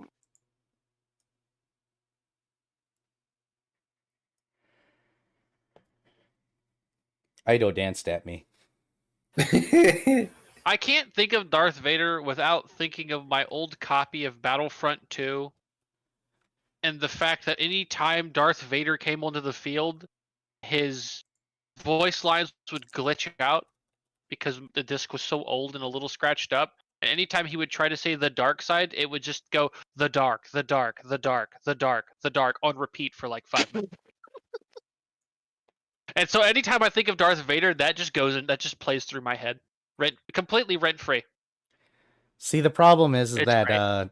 whenever I hear, or you're just making me think of Zigzag. Oh. It appears somebody has planted explosives. All your base are belong to us. Ah, You have no future. Make your time. Either rate, Like, those aren't the several of those aren't the words. It's someone set up us the bomb, and you have no chance to survive. Make your time. you gotta ruin it. It's been so long. God. Give my old ass brain a break, okay? I'm in my late 30s, no. and I've listened to that so many times. Either rate, yes, Fret, you're going to be handed a muzzle. Of course. Congratulations on It your is a limited. nice lime green color. Congratulations on your limited telepathy lime green muzzle. I mean, at least it matches his eyes. I will Yeah. give you stats for it later because I've got to do a little research. Okay. Please remind me because I will forget. I don't think Fret's gonna forget this. And of course, Ido shares the Rex muzzled emote. Lol.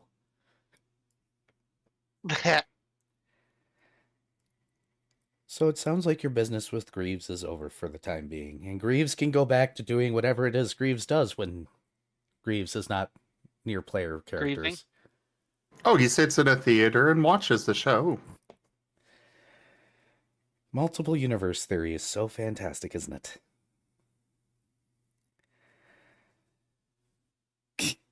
Quote for Fret's So new many muzzle. things to- You lost the game, Gib Gab. Oh no. So the question is where do you guys go quick or first with the vibrating smoke line in your midst? I imagine we're probably going. Oh, we directly turned right around. Yeah, because we're we're probably right gonna in go front get of the Les's place. bike. Just turn on his heel and go into the shop. One more moment. Hmm? Could you deliver this for me? Oh, right. I forgot to tell you that you owe scrap to Holdfast. Well, yes, I am aware. And he's just going to push a very large bag out and just let it clang on the ground. Ah. Thank you. And he's going to go pick up the bag. I'm going to make a strength check even if Era doesn't ask me to. This is why I love my players. Sometimes they just make themselves roll and I just sit back and go, hmm. Okay, that's a 16. That's not terrible. You can still only drag it.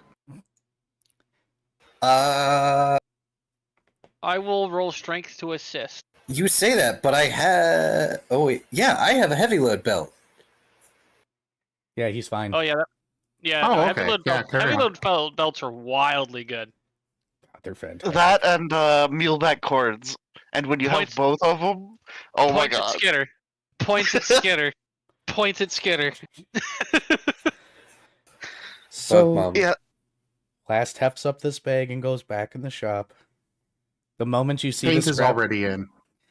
the moment you see the scrap, or they see the scrap, both of them come up and take the scrap and it open up and they go, we're going to make so many things. The one with headphones on pulls out his ears and shouts, I'm going to make so many things. And then he gets swatted. Kid. Last makes a motion with his hand, like, dial down the volume a bit. He lives with headphones on. I swear to God, when he finishes the conversion, he's going to be deaf and, like, ruin himself. Whatever. Welcome back.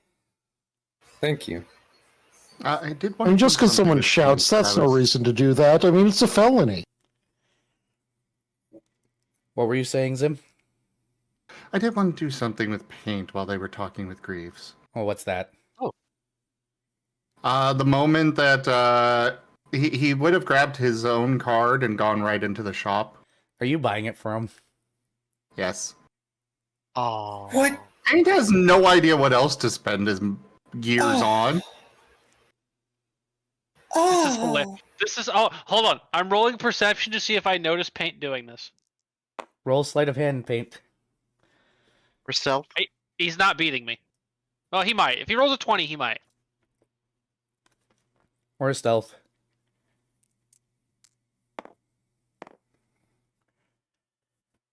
No. Nope. No. I rolled a 26. So I'm gonna notice him. Just because I wanted to see if I noticed Paint doing this, and then Shoal is immediately going to understand exactly what Paint's doing, and not say a damn word about it. Because why would Shoal? Well, for starters, hopefully it'll get Paint to stop being depresso espresso around him. And for second, it'll be funnier to see Last's expression. See, what we're going to do here is, he says, decided to pick it up, huh? To Last. Last blinks all 4 eyes in sequence. Just that shutter snap of click, click, click, click. Nope, he hasn't said that Paint has paid for it yet. Oh, right. Yes. Well, fantastic. So let me show you the selection of guns that we have here. Since I did say I was going to go ahead and get one, we'll let you choose one here. And then I'll give you the motherboard and you'll be good to go, okay? Pats your back, starts to walk towards the back counter. Come on, come on, come on. I've got scrap to play with. All right, I'm coming. You can hear Shoal audibly snickering. Though, if you need a cautionary tale, and he's going to point towards one of his eye lenses, I did Cinder for a while, so I'm partially blind. I don't... Is that a future drug? It's probably a future drug. Hey, boy. Boy. He grabs something from behind the counter and beans the other one. He pulls out his headphone. What, Dad? Do you know what Cinder is? Bad drug. How do you know that? He puts his headphone in really quickly and goes back to work. Well, if you ever need to look for it, usually in a glass capsule, hypostem, it's red. I'd show you what the effects are, but that requires I become slightly less decent. He wavers. You wouldn't believe how many of our species prefer the nude, apparently. Well, when you're made of vapor, he shrugs. One way or the other. I got 3 choices here. They're a little bit on the older side, so I apologize. One of these is a single shot. He'll start off and he'll slide a gun on there and he'll go, this is the absent comment. This is a single shot rifle. He pulls off the back. Drop the round in here, slap it in, and you get to fire 1 round. It's a little bit finicky, though. The kid painted it. I couldn't really handle it, repainting it and break his heart. So if you do, just don't do it here. It's a little loud.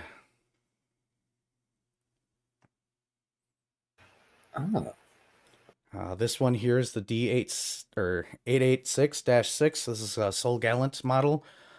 We did go ahead and move the rail to the front here initially, but it fell off, so now we know it's back here. The rail on the bottom can hold a flashlight and a couple of other things, but be careful. It's known for getting you if you hold it wrong. I'll slide by it. Yep. Well, not a slide bite. The Picatinny rails. Picatinny? Yep, Picatinny rails. Oh, okay. This one, unfortunately, does not have a magazine due to where they decided to put the Picatinny rails. This last one here is the 236-8 Never model. This one is a magazine fed. You can use a magazine on it. It can only handle 5 rounds of magazine, though, so be careful with that. He flops it over where the magazine would sit. It's a slim body, but it does just what it's supposed to, but it still requires you to pull the bolt back to pop it out. It's not a gas action. I remember hearing about the Never. They used this for centuries. Yeah, it's a solid guy. We have quite a few of them, actually. Really? That's odd. I heard they were favored for some time. He gives you a look and goes, if they're favored by some time, and you're in the future, and I'm from the past, what do you think is 1,000,000 of on my planet? Fair point. All these models are +1. They can be enchanted a little bit further if you have the coin for it, or the years in this particular process. I can't do it, but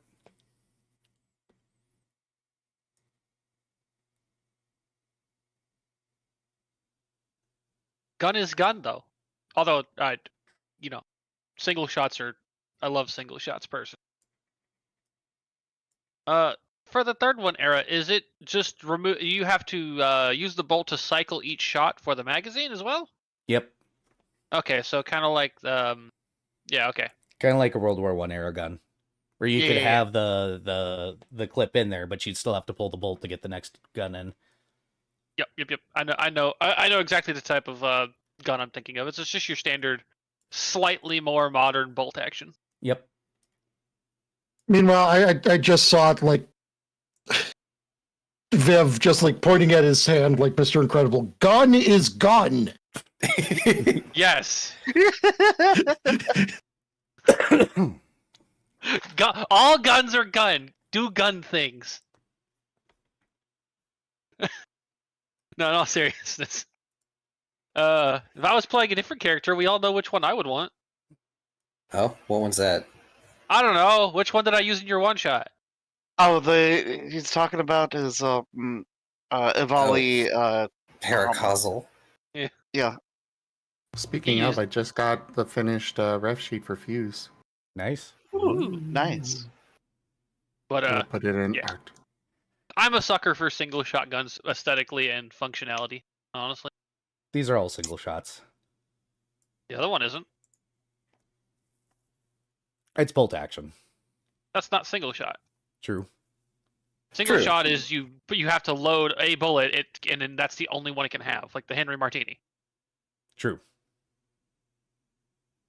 Well, I personally like bolt actions because I like pulling back the bolt. That's also true. Because there's Bolts are something great. satisfying about a pump action or a bolt action where you pull it back and man, hear dude, that pump- click, click, thunk. Pump actions so are amazing. That Hear me out.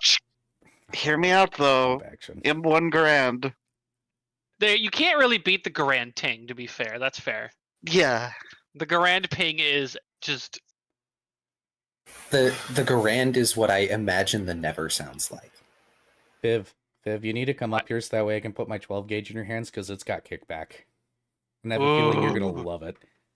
yes. The first review I watched of it, the guy shot it and he didn't exactly expect it, but he did double aught and he almost fell backwards. Ooh. I got to lean into it. It's fun. Yeah, one of the games I play with my roommate, you can like mag check your guns and whatnot, so you can like cock the shotguns and bolties.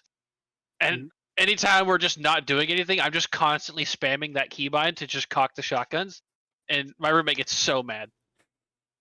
Either He way, hates me spamming that. When I was around 7 or 8, my dad was in the Marine Corps. And I got suspended from school because they thought I was whistling. And that actually prompted me to learn how to whistle because I did not know how at that time and was not going. If I'm going to get blamed for it, I might as well learn how. Anyways. So that you can do it. Yeah. Yeah, exactly. But I argued with the teacher. I'm like, I don't even know how. And she was like, fine, you're suspended. But either rate, my dad took me to the Marine Corps base with him. One of his, I don't know. I know it was one of his underlings, but I don't know if he was like training or not. I don't know. Either way, they were like, hey kid, want to check this out? Took me out and put me behind a 50 cal. Oh, boy. Nice. yeah, I've got a similar story, unfortunately. My dad Unfortunately. did not come home for about a week after my mom found out. So when I was I had a similar experience because when I was 14, my dad drove us out somewhere, and I don't remember because I was 14, but it was a long drive, and we went to this base. We were on this base, and he was talking to some guy that was apparently his friend. And he looked at me at one point in time and then looked at my dad and said something akin to, hey, is he like you? And my dad was like, no, but try it anyways. So they brought me out to the shot range and they dropped a 50 cal in my hands. I weighed 80 pounds. Jesus Christ. The first time he had me lay down on my belly and I slid back like 3 feet and he went, holy shit. So the second time he put a foot behind me and it almost flung me up. But I hit the target. I hit 3 targets that day. Then they took it away because I was going to get hurt. Oh, yeah. My You only shoulder get a was couple of shots, and then you're like, okay. Yeah, that caused my shoulder to get dislocated. I had scrapes up my stomach because I So slid. my older half brother, he's law enforcement, and he one time we've got a shooting range, and because we live way out in the woods and we've got a nice berm to shoot into, yeah, he brought an MP5 to play with. Nice. 40 cal is what it was chambered for. Ooh. So Ooh. yeah, so it's the big spicy MP5. And we're Not totally banned just from 9 YouTube. millimeter. It's the 40 cal version. It's the real deal. That'd be fun. Okay, before we get too lost in this, because we're already, on several FBI watch lists, what'd you say about the Never? I'm sorry. Key? Oh, I just said that I imagine that the Never sounds like the Garand with its bolt action. Probably. I love that sound. Well, no offense to your son, but unfortunately, in my time, my world, the Absent Comet is more of a collector's piece. And as for the Gallant, I've never been fond of its design, though it's the most modern one. And he's going to reach out and pick up and get a feel for the Never that is presented to him. I think this is my choice. All right, and then he'll turn around and he'll pull out the board and he'll offer it over. Here's the board. He will take the board. And you're good to go. He claps his hand and goes back to his bag of scrap. Oh, by the way, do you know how to make ammo for that thing? I don't really remember. It's been over a century since I've gotten the chance. He'll walk back over, he'll dig through a few things, and then he'll pull out the specs for it and drop it on the counter. That good? That'll do. Thank you. Don't have a clip right now for that, or a magazine. Gonna have to make one. You got it. Pats you on the shoulder, goes back to his thing. He hasn't charged you yet. He's going to... he's starting to juggle things in his arms now, because he's got the Never in his arms, he's got the chip between his fingers, and now he's grabbing the schematics with his other hand, and it occurs to him. And there's this blank look of thought for a minute that you can practically see the ellipses forming on his eye lenses. Don't you need my card? It's already been paid for. Make sure to name her something good, all right? Or him. It doesn't talk, so gender is kind of hard to determine sometimes. Old boards, I don't think even had a gender. I mean, in the future, we kind of moved past that. We only use pronouns because it's a holdover. Oh. Hot. Oh yeah, I had a friend who identified as a threat. Well, identify as available. Finger guns. Fred will suddenly break into dance. Shoal will push Fred over. I was going to say, this is probably one of the few times you've seen Lass eye lenses fog over and go red. Blushing. Oh. Oh.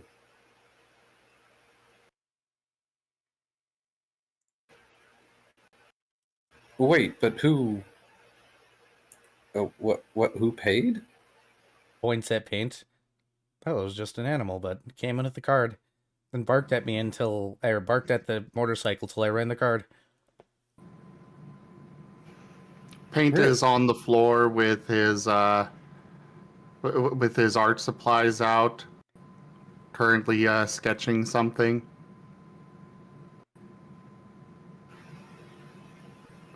Lost is going to set aside his shiny new gun and schematics and sort of crouch down to see what Paint is doing. Paint is currently sketching what looks to be some form of weird contraption that attaches to the back of the bike, with himself sitting sideways across it. Which he then goes over and nudges at Volt with.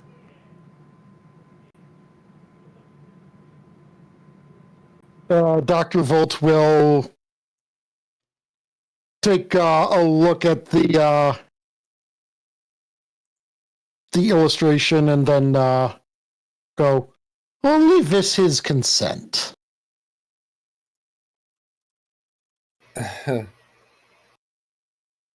I don't know if putting it on the back would be the wisest. Paint has no concept of sidecar, though. Otherwise, that would be what he's drawing. Paint has no concept of riding in last lap. Front and That center. too. The superior option. Indeed.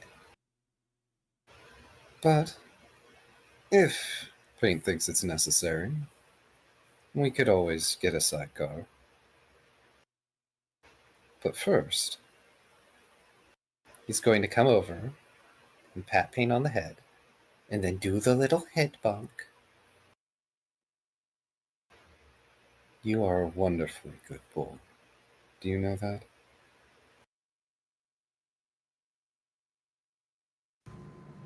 He looks up, tries to shake his head, but his head is being held. Uh-oh. Not this time.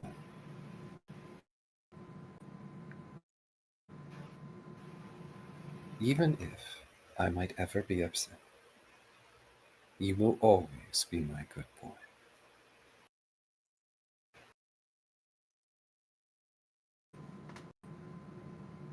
He kind of looks down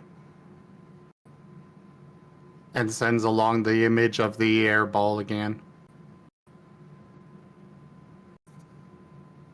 I understand what you were trying to do. And it did hurt, I won't lie. But you also didn't know that it would. I ask that you be patient with me, okay? He sneezes. Thank you. And thank you very much, Paint, for this gift. I don't know how I'll ever repay you.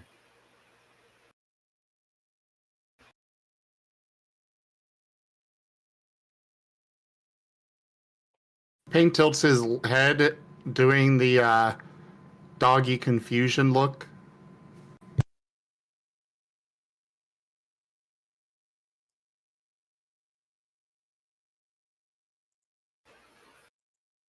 Well, there are a few ways I can repay you.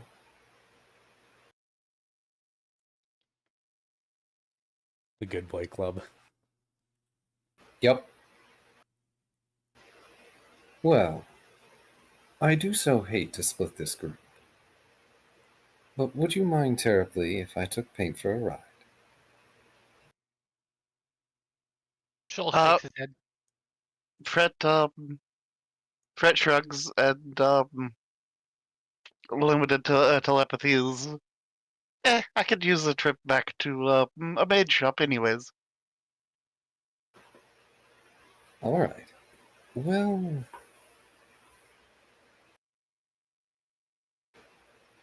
Lost briefly contemplates leaving his card with Fret.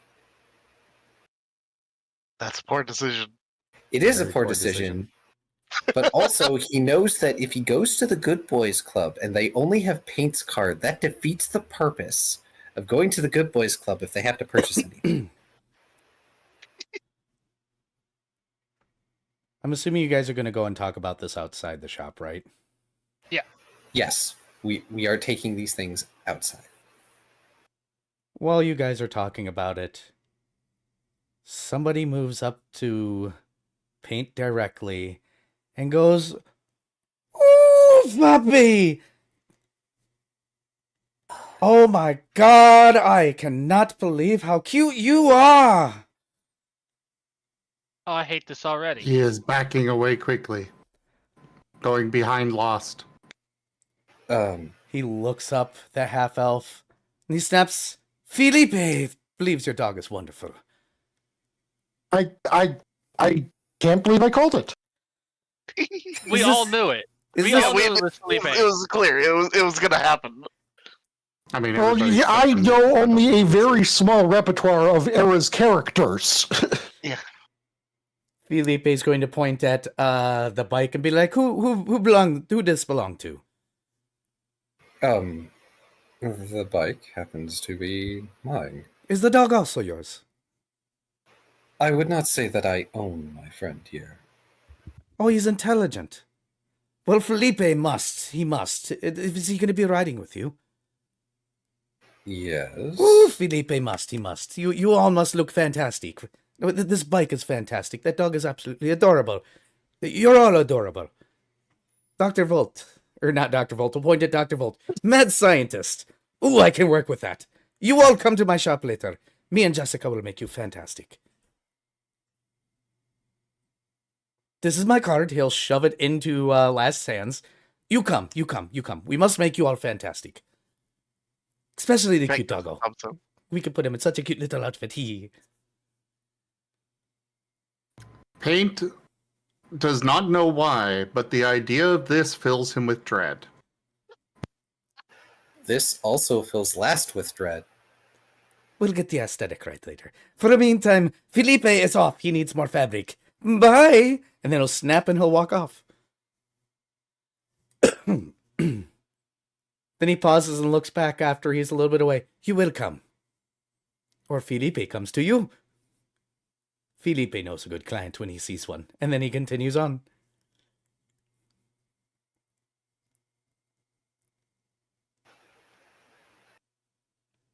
I'm not the only one who just had a vaguely threatening hallucination, right? Shoal just kind of goes, I don't think that was a hallucination. Fred just shrugs.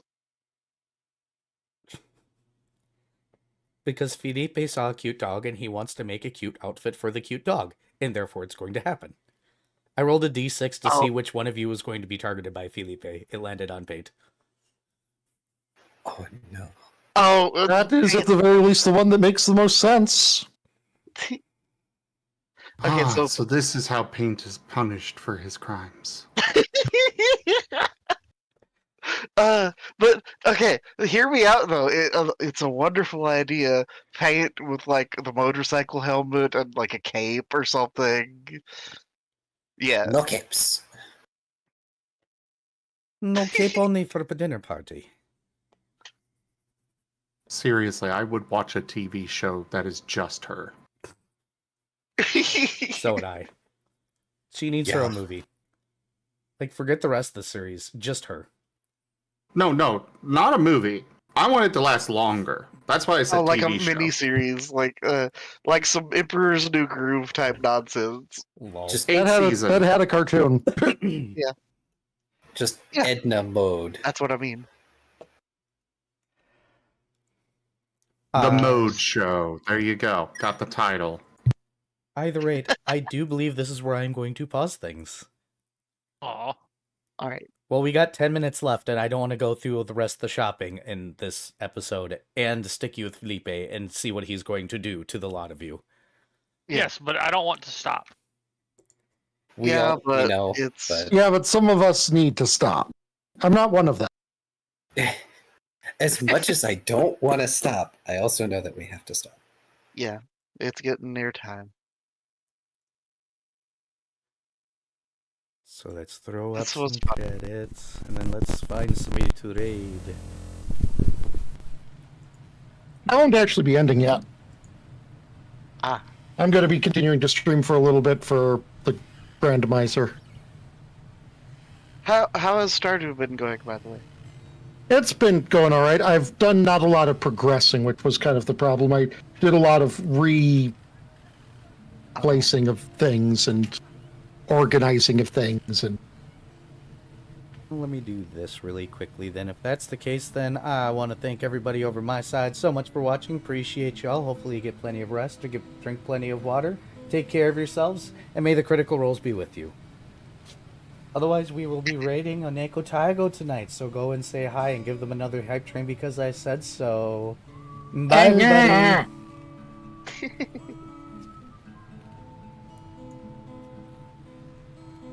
Wahaha. Who wants to flip the table today? I will.